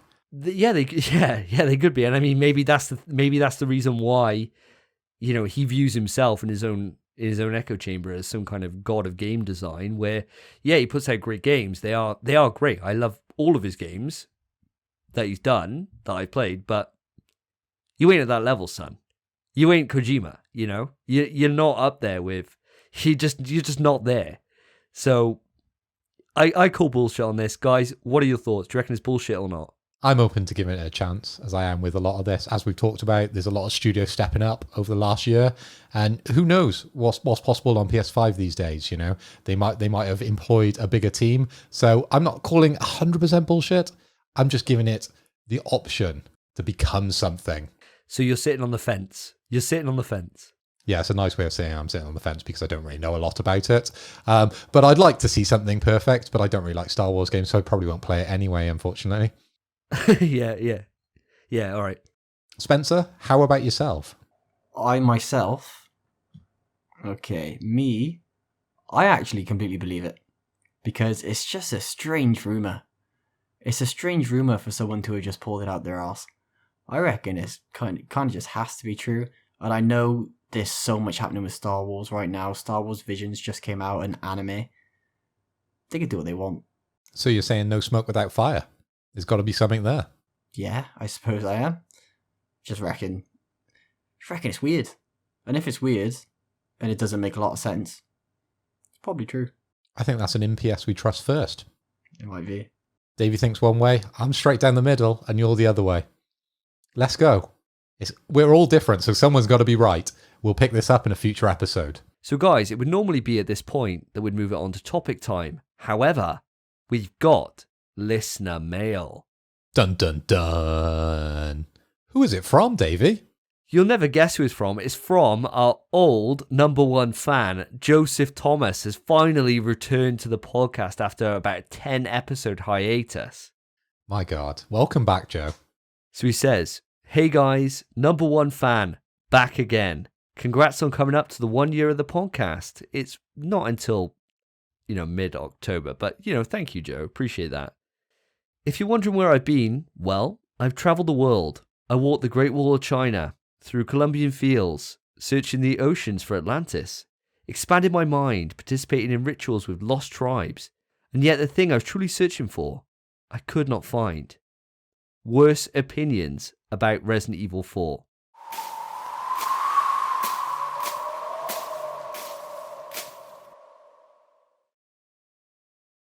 Oh, and PS5 is available to buy? Fucking gold dust. After taking this time off to hold that L, I summon the strength to listen on to these fortnightly podcasts, and then I hear slander of Diablo 2 on the timeline? Disappointed ain't the word, boys. But anyways, I've asked Davey to help me find a PS5, and my question is, having skipped the PS3 and PS4 era of PlayStation completely, what gets the official PS We Trust recommendation for the game I should play first when I get it? Bearing in mind, all the classics on PS4 I've skipped entirely. Anyways, all the best, boys. RE4, still the GOAT. Much love." So listener, just before you're thinking, no, I do not have to push the button, because those aren't my words. So I'm not taking a shot for what Joe was on about here. But guys, the point still stands. No matter how bad his opinions are about the game that can't be mentioned, the fourth one, and with not being able to play a PS5 because he hasn't looked hard enough, the question still stands, having missed out on the PS3 and PS4 era of PlayStation, which game is the best for him? So guys, take a minute, have a little think, and we'll be right back.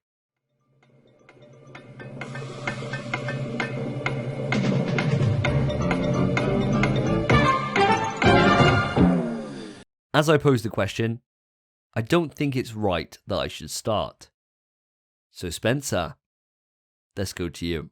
Mate, easiest question in my life. We all know, everyone who listens to this podcast knows what my favourite game is. Started on the PS3, came to PS4, that's where I played it. The Last of Us. Phenomenal work of art. If you haven't played it, fucking play it. Fantastic, exceptional, perfect game. Brilliant choice. Absolutely fantastic choice. Classic choice. For myself, I'm going to go for the Uncharted quadrilogy. I'm going to go for the 4 Uncharted games. I'm thinking, Joe, if you're getting a PlayStation 5, you can't play PS3 games. So, as far as I'm concerned, it means that you can play the original trilogy as part of the HD remaster on PlayStation 4, and then you can play Uncharted 4, which came to PlayStation 4 directly as well. And we know that they're now going to be included as part of a bundle with Uncharted Lost Legacy. So it means you could play the entire lot, other than the PlayStation Vita game, all on your PlayStation 5 and get a fantastic experience, which is, for the most part, incredible.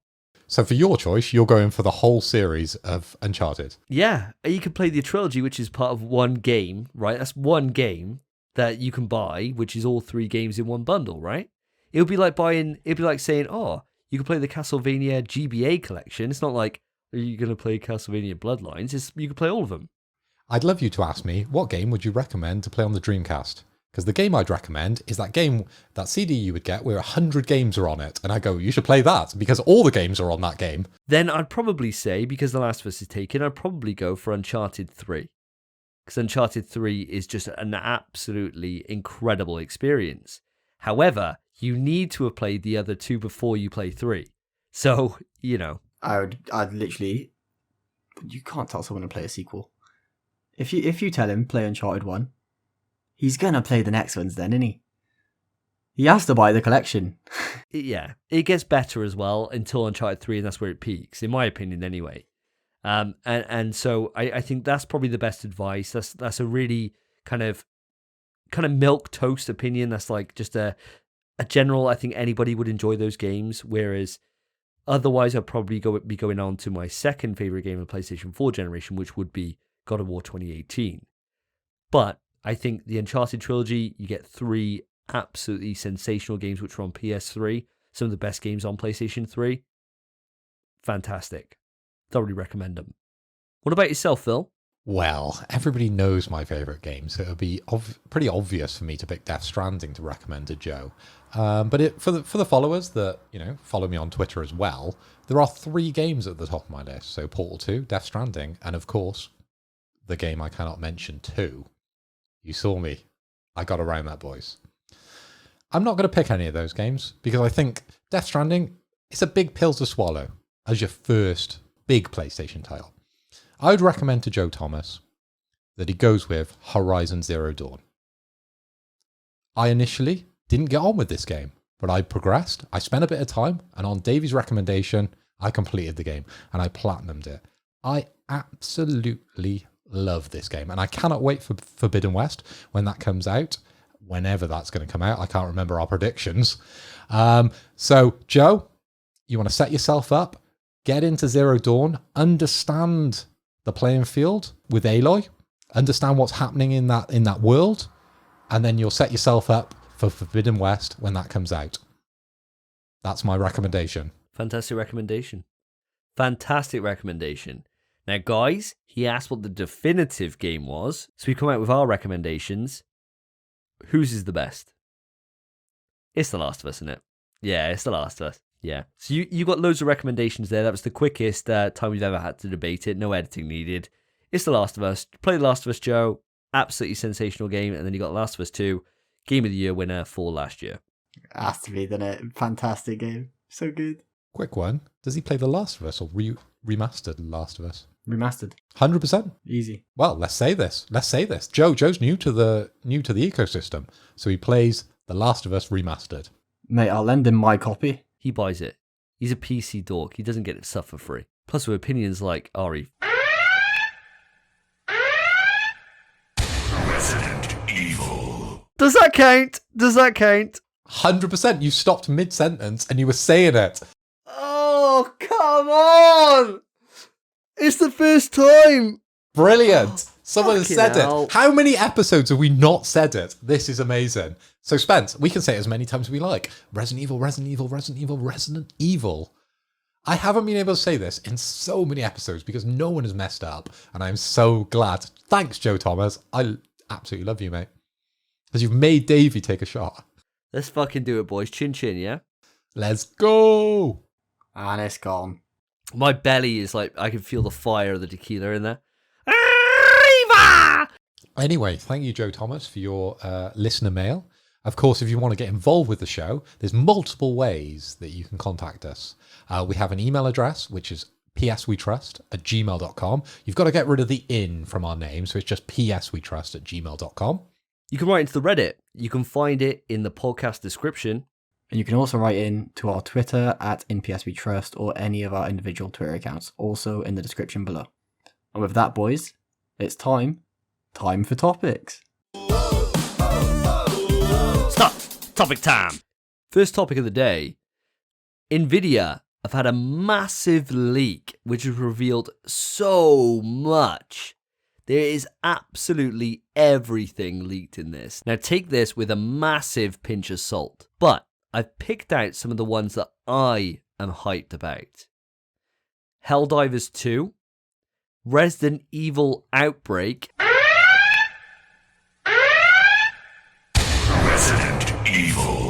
You've just pressed the button once again, mate. Come on, that doesn't count, surely. Why doesn't it? How else am I supposed to say it? The game we can't mention, Outbreak. All right, I'll finish the sentence. I'll do the shot in the middle of speaking. Resident Evil Outbreak spoke to me. I love Resident Evil Outbreak, so seeing that get remade, super hyped about that.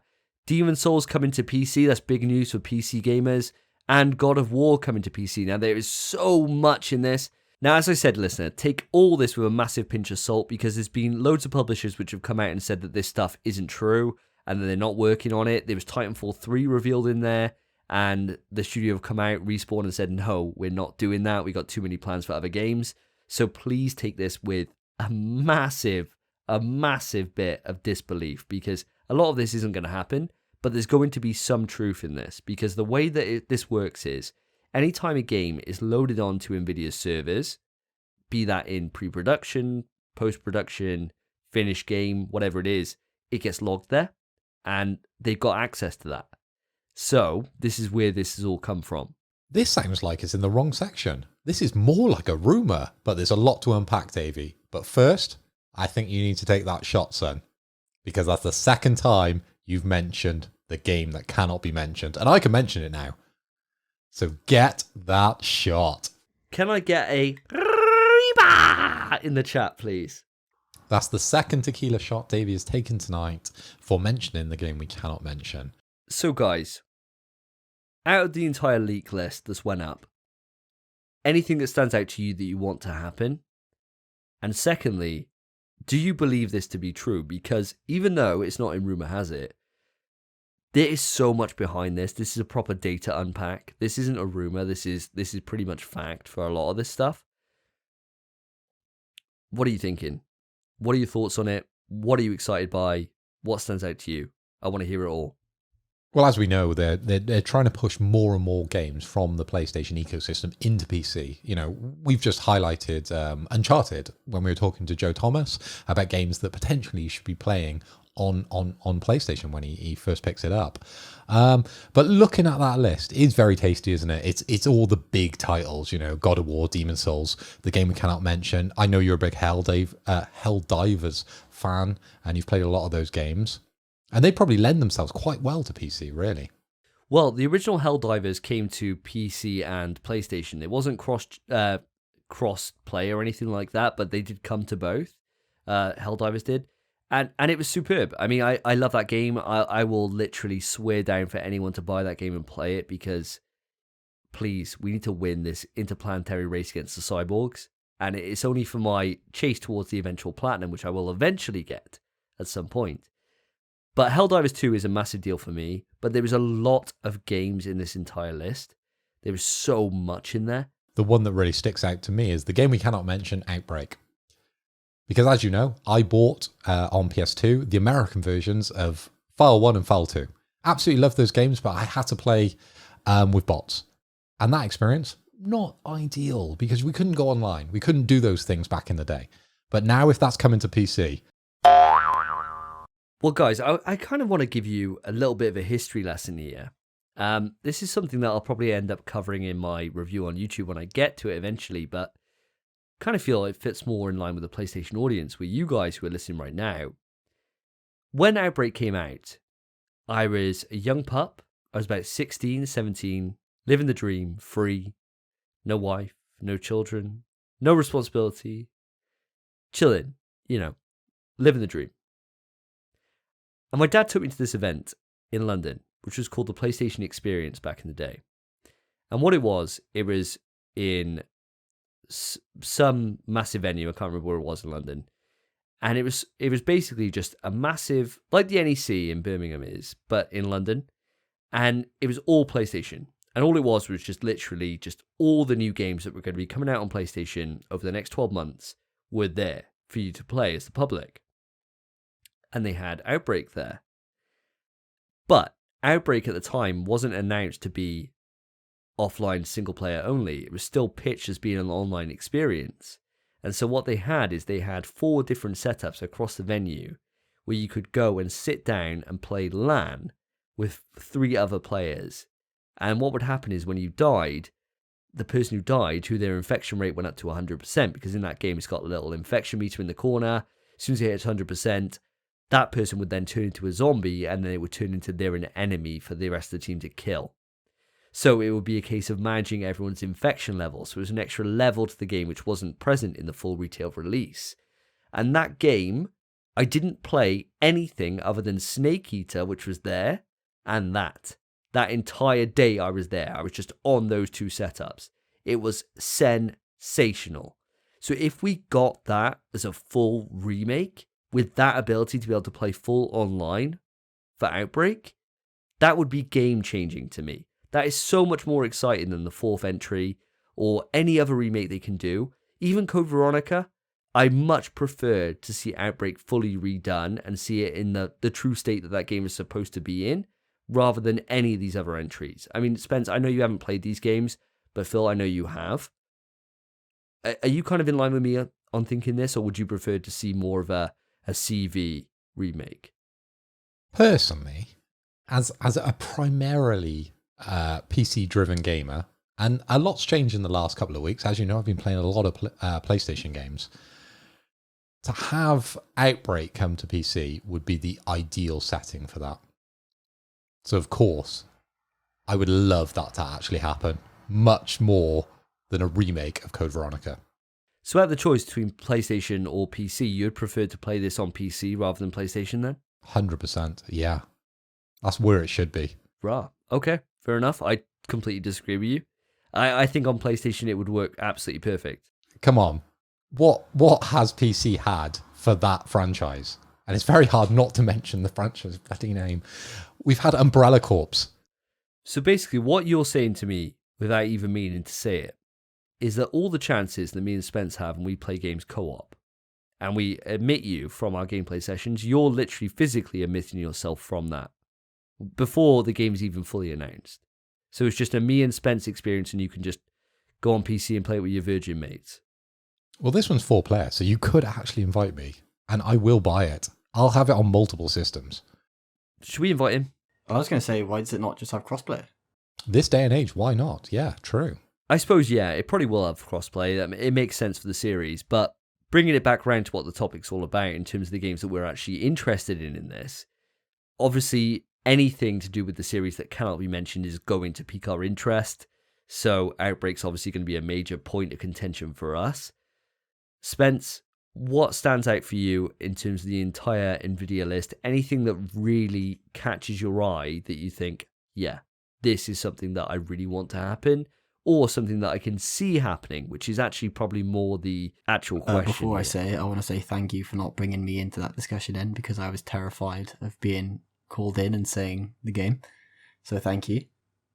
For me, there's actually not very many games on this list I'm interested in, other than the one you've mentioned.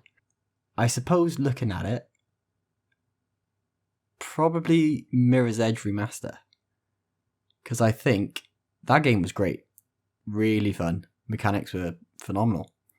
However, that is one game I've played, Spencer, Mirror's Edge. You've talked about it in the past, mate, I remember. Talks about every fucking episode. It's either that or it's a roguelite. That's the two comparisons we get for everything, that is. Either if it's got running, it's Mirror's Edge-like, and if it's got any sort of death involved with it, it's a roguelite. So, I mean, that's all we got. But, yeah, just out of the list, that's the only one that stands out to me, just because the combat was fine. Combat was good. The mechanics were great. Running around, jumping over shit, the slow-mo, just all felt great. And I feel like if that game got remade and we could play it 60 ray tracing, because there was a lot of like on top of buildings, glass reflections, 4K, it'd be a stunning game. And I would love to play it again. Do you think a lot of these games, because Davey's listed quite a few, but I know you've played most of these games, so that's probably why you're not so over the top with this announcement, or at least this leak. Yeah, I mean, in the past, I think I'd have said Kingdom Hearts 4 from this list. But after Kingdom Hearts 3, it's definitely not that game. Say you weren't a PlayStation owner and you hadn't played God of War, you hadn't played the Demon Souls games. Now, this would be a much more interesting proposition, wouldn't it? I think, personally, I'm going to chime in here. I think, personally, Demon Souls is a massive win. I think Demon Souls is probably, I know I said before it was Returnal. I've looked back a bit over Demon Souls, and I think I need to recorrect myself on that. Demon Souls just looks actually incredible. It looks so good. You were completely right. If that gets brought to PC, then that's a real feather out of PlayStation's cap that's gone there. Whereas like God of War, Uncharted, all these games, they're old. You know, you can point to the newest thing and say, well, it's better here. Whereas if Demon Souls comes there later on next year in 2022, that's probably the best looking game we got on the system right now. So, you know, that's a real kick in the teeth for PlayStation fans. But at the same time, it's an incredible game. So I want more people to experience it, because that game, the work that they've done there with bringing that PlayStation 3 game up to modern standards with new animations, really doing a better job than what the original studio did themselves into the game, into the newer games. I mean, Elden Ring looks nothing like that. You know, it's a real testament. So I'm really excited by that for PC players, if that's true. I don't believe it. I don't think that part of it's true. But if it does happen, I'll be more than happy for my PC brethren. Guys, the last question before we end this and move on to the next topic. With these kind of leaks, these kind of things seem to happen all the time recently. You get like a beta code out for a game and they've unpacked it all. They've really kind of discovered everything in the game. Now, years ago, we used to get on this DLC, right? We used to get stuff that was like kind of put into the base fabric of the game, that then when people would get the disc, they'd kind of export the files off and realize everything that was coming in the future. And that kind of stopped after Street Fighter X Tekken and all the controversy that came as part of that. Now, this Nvidia leak's really kind of blown the doors off what I thought was possible in terms of rediscovering these leaks. Do you think this kind of thing is bad for the industry? Or do you think it's something that is just a run of the course now, that's something that we should just be used to? I think it's an inevitability.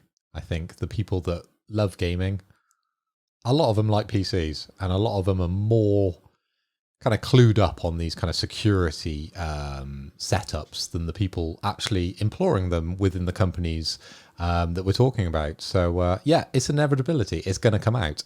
I think if it's in your code, we're going to see it. Yeah. Like you said, is this something we should get used to? And it's something that I've hated getting used to, because I understand it happens. I'm not a fan of it, but then at the same time, when a leak does occur, it's really hard not to look. It's really hard not to look.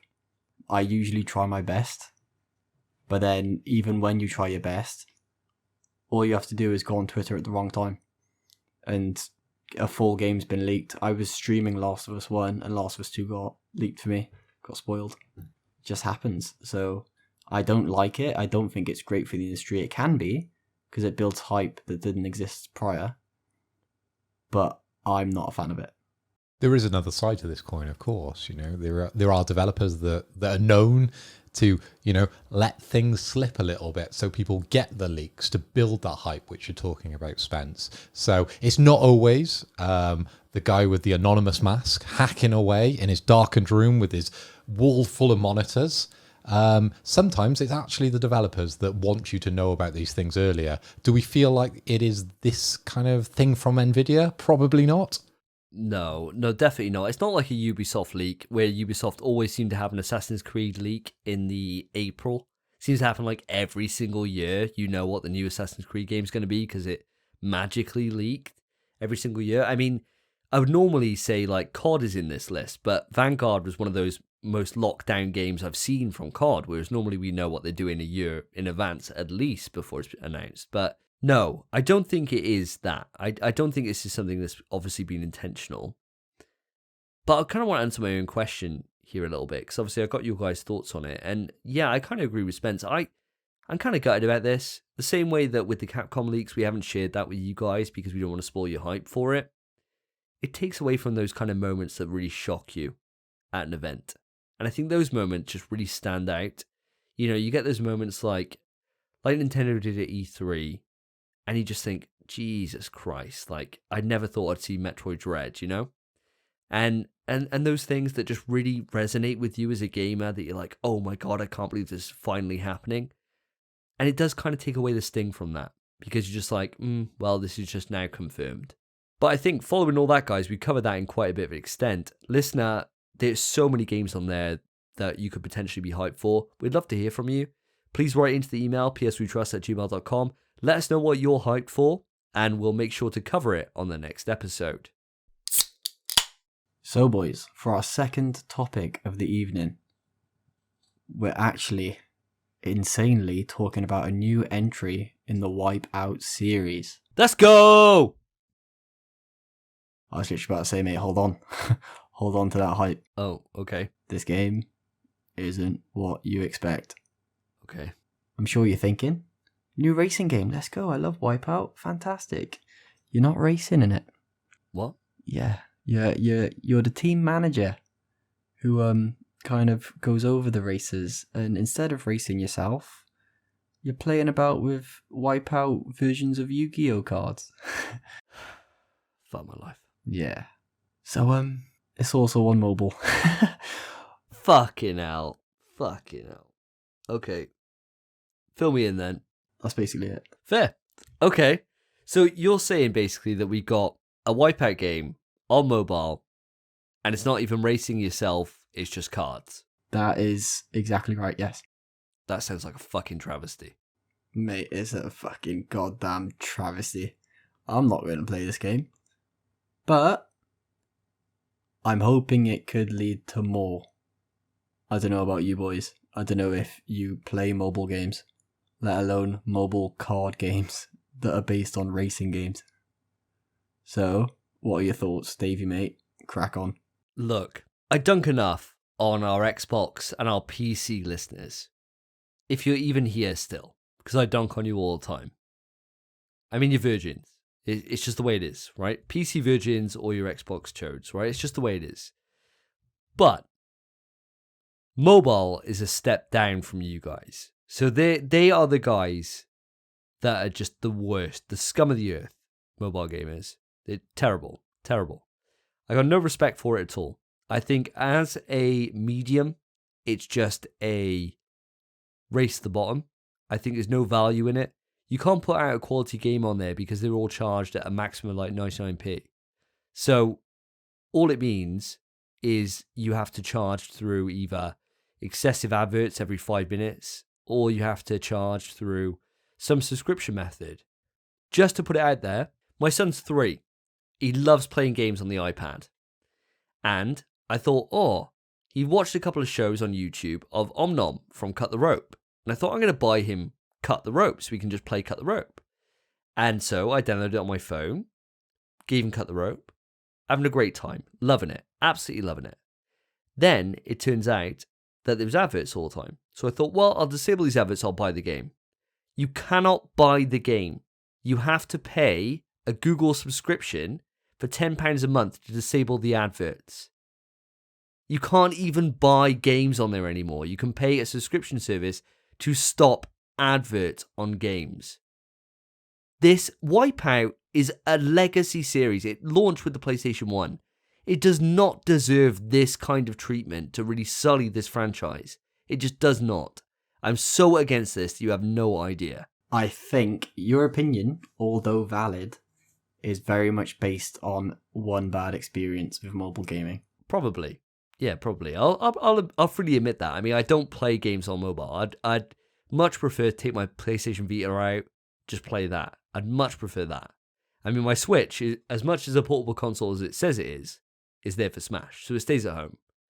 The Vita is still my go-to portable gaming option. So no. Mobile, in the bin, my one experience, and it's a one and done. No chance. Never again. Especially not for Wipeout. All right, well, Davey, mate, that's fair enough. Phil, how about you? Well, for me, as much as I haven't been traveling into the office and, sitting on trains or, flying anywhere in the last couple of years, I am a mobile gamer. I like mobile games. I sit downstairs. when the missus is watching her shows. And I play a mobile game or two. I play Raid, Shadow Legends, a bit of Pokemon Go. Not that we've been out and about. And then I played the Riot games, Teamfight Tactics, a bit of Legends of Runeterra, and of course Wild Rift. And then I've also dipped into Eve Echoes. And this is probably the reason I ain't on PlayStation all the time, because these games are real games. Davey's talking about Cut the Rope, and that's a mobile game, right? But these are fully fledged games on mobile. These are video games on mobile. That's the difference, I think. But for what we're talking about with this Wipeout game and the card system, it just sounds like a cash-in. That's all it sounds like to me. That's my opinion. It's not a game I'm going to be picking up. I personally think that although I don't agree with this variation of Wipeout, I want it. I don't think this. Okay, I want it to be this. I think of it as a stepping stone leading to an actual Wipeout game. So this is the way for them to make some money on the IP in the meantime. Because it's probably easy to make, get it out, make their money through ads or purchasing of the app or microtransactions, buying better cards. God knows what they're going to do. But I hope it's just a means to an end to get an actual game out on a bit offensive, but on a real system.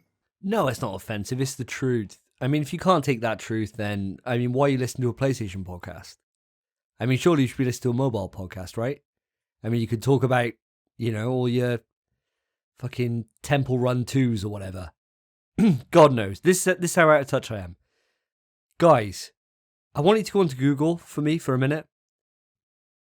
Find out how much did Wipeout HD sell on PS3 and how much did the Fury expansion that they had, which came bundled as part of PS4, the remaster, did that do very well? Because this is the big thing. If this game doesn't sell, I can understand why PlayStation is saying, no, we're not going to push this onto PS5. Because this game was a technical marvel when it came out. It looked absolutely incredible. I was only talking about how I was playing it with my Soulja Boy soundtrack a few episodes ago. I love this game. I'm really surprised they haven't pushed this as a premium racing title alongside Gran Turismo. I don't have a fucking clue. Nothing else to do. So that's all ask Google. Wipeout Omega equates to 1,159 platinum achievers at a rate of 0.2.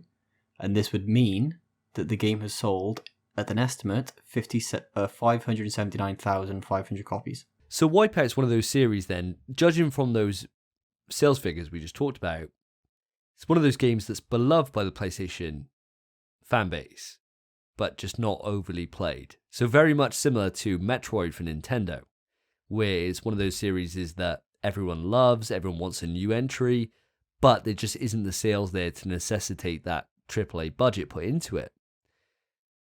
Guys, what I want to know, obviously none of us are happy with this, with the way Wipeout's being done and the way it's being done dirty. We can only hope that it's going down Spencer's line of thinking and it's a way to kind of gauge interest maybe in the franchise and see what people want to do in the future. What I want to ask you guys, which series of PlayStation do you think would actually benefit from being on mobile? I have one that's not really a Sony one, and it's kind of something that's already been done as well. Go for it. I thought it was a really cool idea. It was when Battlefield 4 first had a beta. The beta released with an app at the same time. And on that app, you could look at the full map of where you're playing, and it would be updated live, same as in-game. And you could change your loadouts and your not kill streaks, like your loadout and such on the fly on your iPad, and it would alter your loadouts in the game. So if you could do that for Battlefield or Call of Duty, I think that'd be really cool. But that's more of a supplemental app rather than it being a full game experience. Do you think there's any games that would actually suit being on a more mobile platform rather than being tied to PlayStation officially? No. Okay, Phil, what about yourself?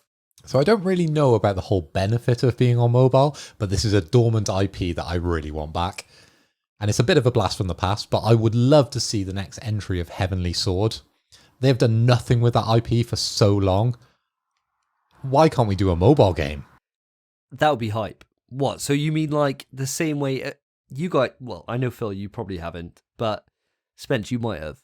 Have you ever played any of the like PlayStation Now games, like streamed them, like to your Vita, or even like streamed a game to your Vita or anything like that, and seen how that works in terms of like changing the button layouts and having them so that your back buttons are on the touchpad and things like that, like changing it all around. You can do that onto mobile now, onto your phone. Have you done any of that stuff? I've not done it through PlayStation Now, but when I first played God of War 2018, the day it came out, I was enjoying it so much that I didn't want to come off it, but I really needed a poo. So I chucked remote access on my phone and played it whilst I was pooing. Nice. Nice. Thanks for sharing that. Well, yeah, you know that same way that it works like that. That's how I imagine that Heavenly Sword would work, right? With being able to map the buttons onto the face of your phone and actually have it as a full experience.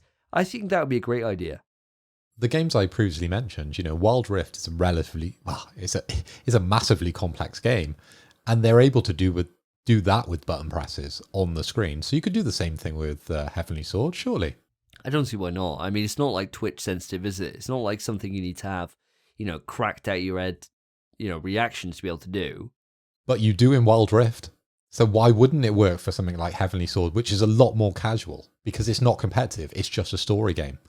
But actually make a genuinely good story game for mobile. I mean, I'd be all about it. I don't see why not. I mean, it's one of those old school games. I mean, I'm going to take it even more old school. Check this out. I'm going to take it even more old school and answer my own question. Do you remember a game called Colony Wars? Colony Wars was fantastic. It was basically a space shooter. It's basically you're in like a spacecraft, you're flying around shooting shit. All I want is Colony Wars re-released on PS1 on mobile. I would buy that frame one. I would fucking lap that up. I would love it. Whereas PS1 games are not currently on PS Now, they're not currently available to purchase on PlayStation Store. It's a way to be able to get some of the classic PS1 games out onto a ecosystem. Any ecosystem. I would love that. Guys, it's just dawned on me. We were talking about Housemarque and we were talking about Stardust HD. Surely that's a perfect mobile game. Oh, that would be incredible to get on there. Resogun as well. Resogun on there would be amazing. Oh my god. And especially if they could somehow get their mobile games to sync up with the PlayStation Network so your trophies would sync. I could get the 3rd platinum on Resogun. I've done it on PlayStation Vita. I've done it on PS4. I could just do it again. Chef's Kiss. Oh, that would be great. That's a perfect kind of mobile game, that is. That kind of arcadey, dumb fun that Housemarque just love to do. What about yourself, Spence? What's your recommendation for a game they could bring? I mean, I'm just thinking about the mobile games I have played. And I've played, to be fair, in my time, I've played quite a lot. I've played Dead Space on mobile, because that existed. I played Call of Duty World at War Zombies. I played The Walking Dead Telltale mobile. Chapter 1 anyway, because it was free. The other chapters you had to buy. There's a lot of decent games on mobile, and usually when it's made from an actual gaming studio, similar to what's happening with Wipeout, there's no kind of bullshit. There's no ads. There's no microtransactions or anything, other than maybe buying the next chapter of the game or the story. But I'm not sure what I would want. It'd have to be story-based. It couldn't be insanely competitive, not to make it beneficial anyway.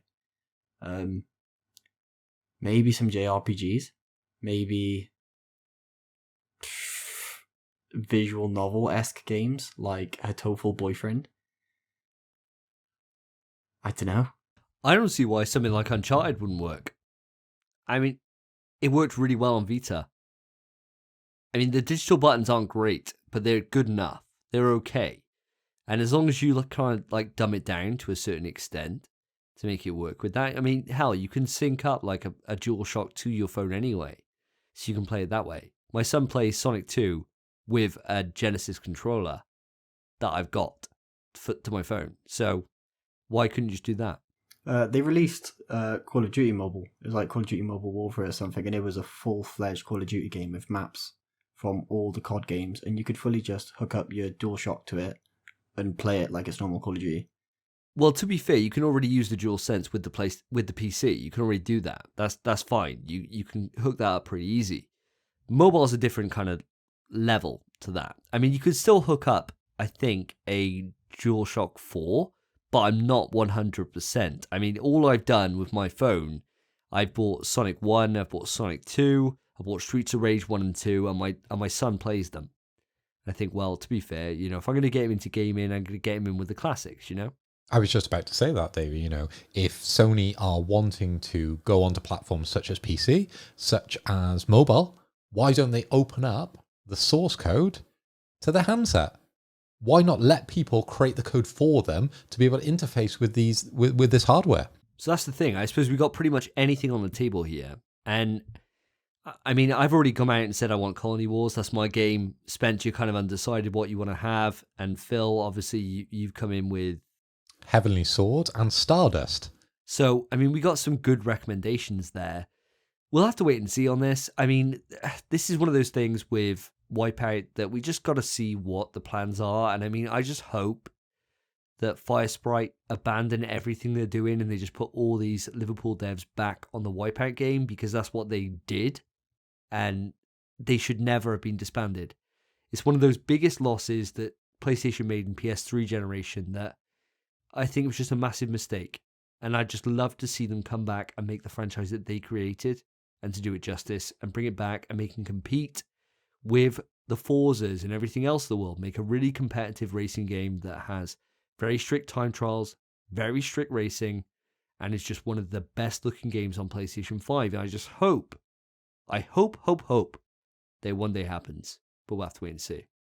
Imagine a super competitive, esports level competitive Wipeout on PS5 with the graphics that PS5 are putting out. And we're early on in the generation. There's so much scope there, mate. I think it's just an untapped market. I think it's just one of those things that you can just really get something behind it. I mean, it's basically Mario Kart, but serious Mario Kart. It's like Mario Kart, but not for kids. You got weapon upgrades that you go through and you pick up power-ups, but it's all about how you take those little tiny slants in the environment, which gives you a chance for a roll or a double roll, and that's how you get your little speed, and that's how you get these little boosts, which then change your time from being like 0.2 of a second different from someone else. There's so much they could do with that series. It's such untapped potential, and they're just totally wasting it, in my opinion, putting it on mobile.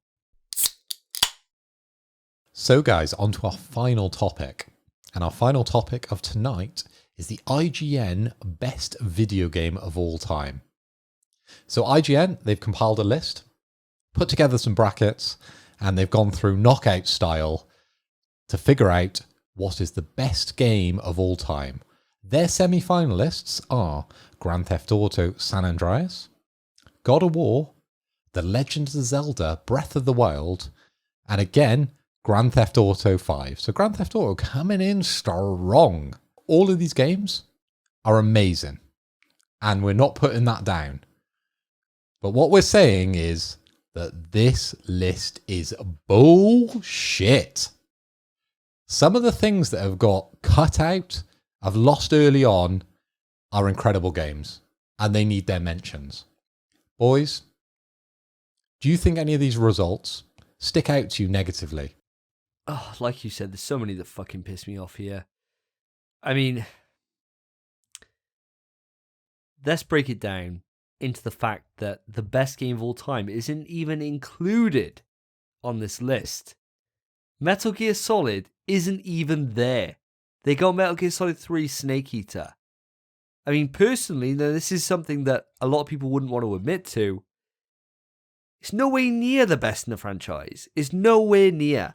Metal Gear Solid 2 is a better game than Metal Gear Solid 3, and I'm sorry if you don't agree with me, but you're wrong.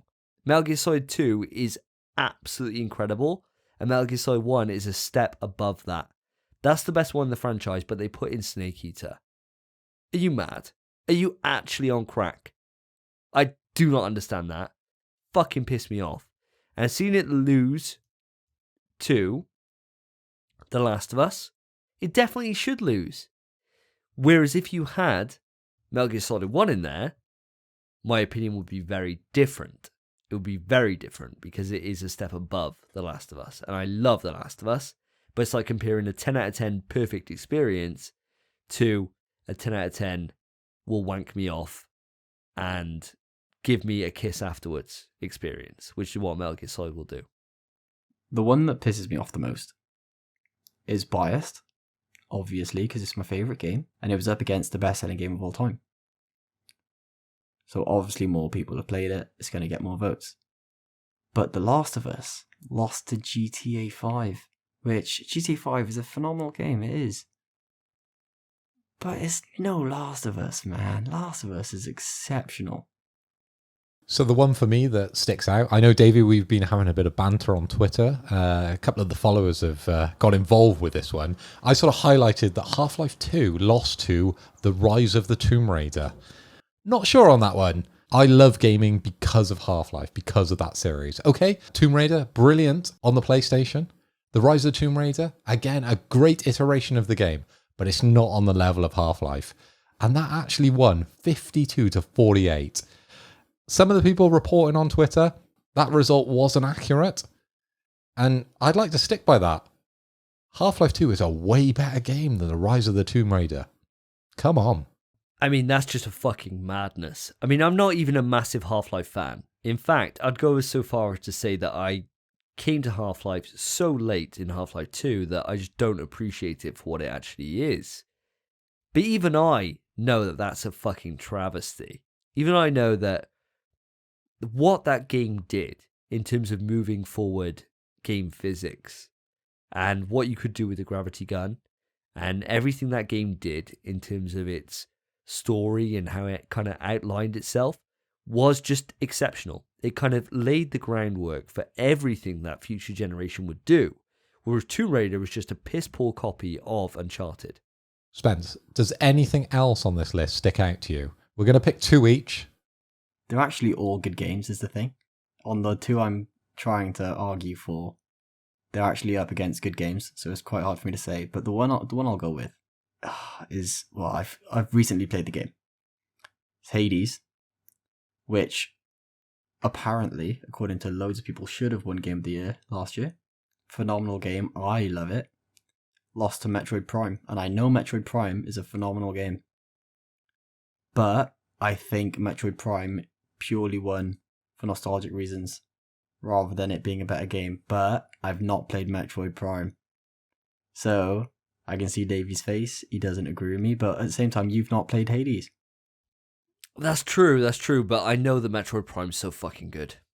It literally, when that game came out, it was unbelievable. It was unbelievable. I mean, that game came out on the GameCube, and it just blew my fucking tits off. I mean, I didn't even own a GameCube. My friend Brett had one, and I played it around there, and it was just unbelievable. It was just unbelievable. I'd never seen anything like that on PS2 generation. Nothing at all. Nothing at all. And it wasn't until I bought a Wii that I played the Metroid Prime trilogy, and I played them all, and I loved them. I mean, I love Metroidvanias. So, I mean, that genre to me is just so good. And fusing that then with a graphic style, which I still hadn't experienced. I didn't own a PS3 at this point, so I didn't know what I was due to get into. It's sensational. It's a masterpiece game. I'll say, seeing as you can't talk on Hades and I can't talk on Prime, let's compare it differently. Because Hades was so closely compared to Last of Us 2 for Game of the Year, what's better, Last of Us 2 or Metroid Prime? Fucking hell, that's hard. That's hard. I mean, Last of Us 2 is one of the best games I've ever played in my entire life. I'll put that straight out there. That's one of the best games I've ever experienced in my entire life. Metroid Prime isn't that. It's not. It doesn't have the same emotional connection. It doesn't have all the same things The Last of Us 2 does that gets me invested in that series. So for me, the best games of all time give me an emotional response. They give me something that I really connect with on a deeper level. Either get me thinking about things in a different way, get me totally changing the way I view games, or something on that same level. Something that takes it beyond a game experience, taking it to something that you go to work and all you think about is that game. And you think about that game and you complete that game, you finish with it, you uninstall it, you're done, you walk away from it. A year later, you're still thinking about that game. And that's what the best games of all time do to me. And that's what The Last of Us 2 and Last of Us 1, and that's what Metal Gear Solid does to me. You know, to still remember those games so fondly and so vividly. I don't get that with Metroid Prime. It's not on that level. It's definitely a 10 out of 10 game. It ain't in that same echelon. Yeah, it's hard to say because I'm not deep enough into Hades.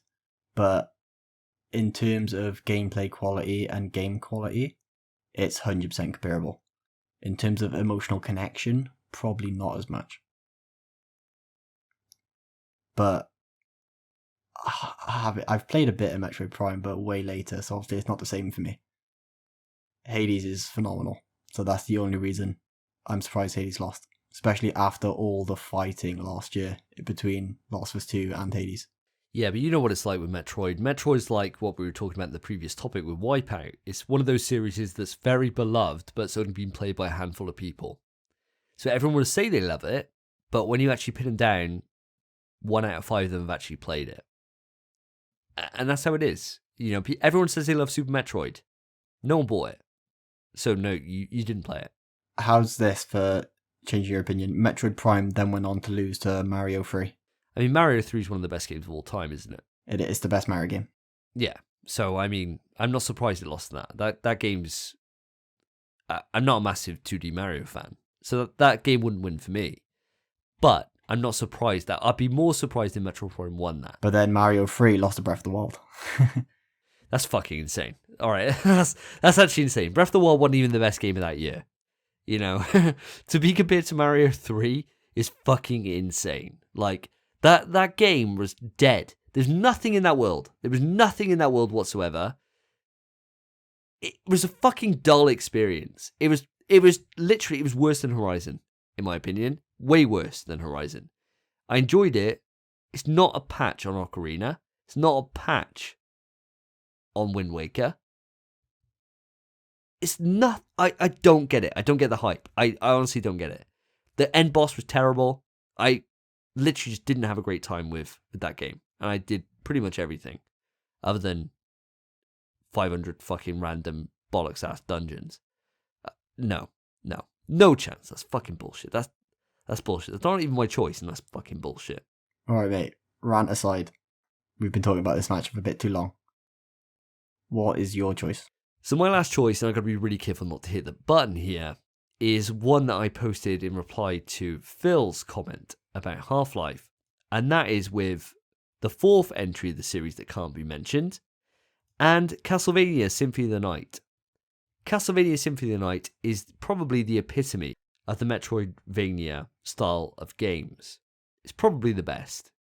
And if it's not the best, it's definitely in the conversation every single time. It's a game that I hadn't actually experienced until last year, and I played it for the first time, and it blew me away. It was exceptional on every single level. It looked fantastic. The way the 2D sprites work and the way they move across the environment was brilliant. The way that the game sets you out and doesn't tell you about the special abilities you have until you put in special combos and you figure them out. So you press down up and you do a super jump, but you'd never know about it because it never tells you.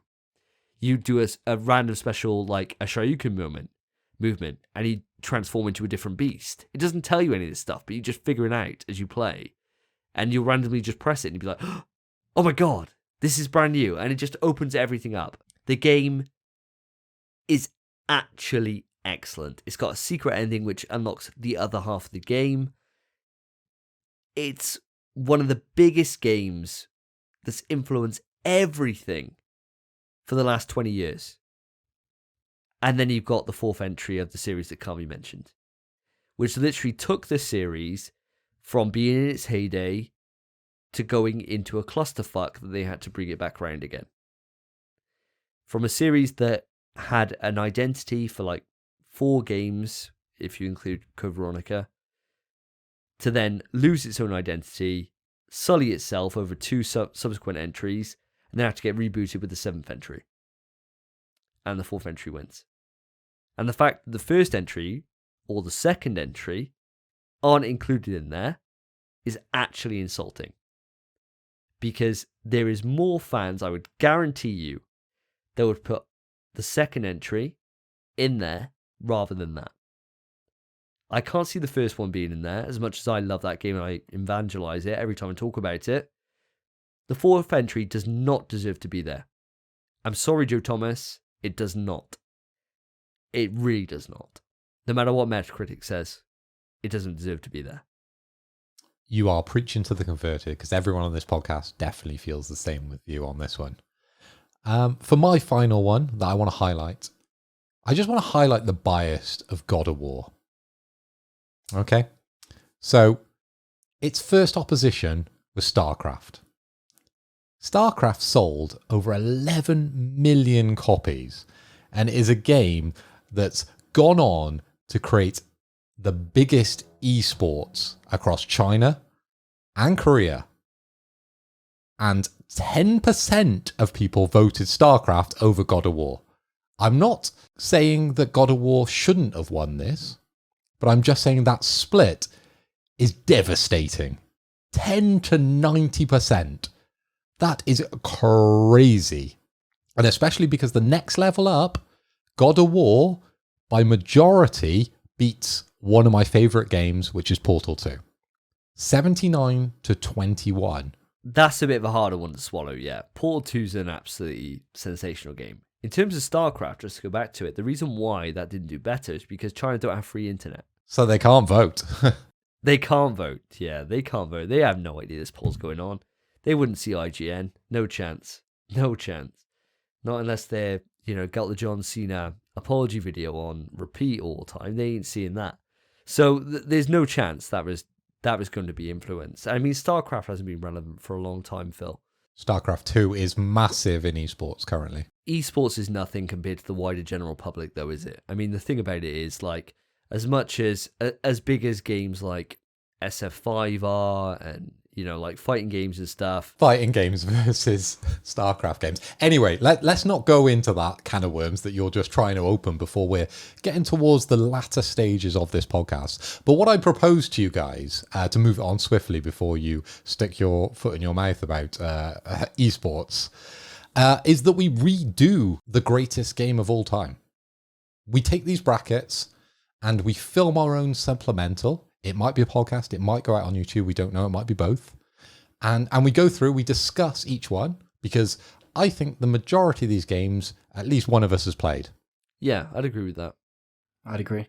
Does that sound fair? We'll go through and we'll give our honest, genuine opinion about these games. And if there's a game in there that we feel probably shouldn't, such as the game that shouldn't be mentioned, 4, should be replaced with 2, we might replace them. Okay, but for the most part, it's the same bracket, yeah? For the most part, it's the same bracket. But if we're going to change version of the game, we might do. You guys happy with that? I think that's really good, yeah. What we'll do then, judging by that, over the next few weeks, we'll get that done.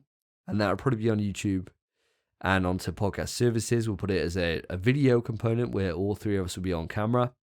And then a podcast audio only, which will go up as a supplemental while we wait for you guys to vote for our spoiler cast from the past. Which, remember, that polling will finish in 4 weeks' time. So get on it, vote below, let us know what you want us to spoiler cast next, and in the meantime, we'll keep you occupied with the best game of all time. And that's been about it for this episode of In PS We Trust. Thank you ever so much for listening. We really, really appreciate it. Of course, if you want to support the show, the best way of doing that is by going on and reviewing it on your podcast service of choice. You can do that on Apple, you can do that on Google, you can do that on loads of them. And we really, really appreciate all of you that do that. It means a lot to the podcast, helps us grow and find a larger audience. But thank you ever so much for listening. I've been Davey. I've been Phil. And I've been Spencer. Take care, guys. Peace. In PS We Trust is hosted by Davey, Phil, and Spencer. You can write into the show via our email, pswetrust@gmail.com. Our Twitter is @InPSWeTrust. To find each of us online, follow our Twitters, @SSJDavey, @PhilipHoy, @SpenPie_. Thank you for listening. Take care of yourselves, take care of each other. See ya.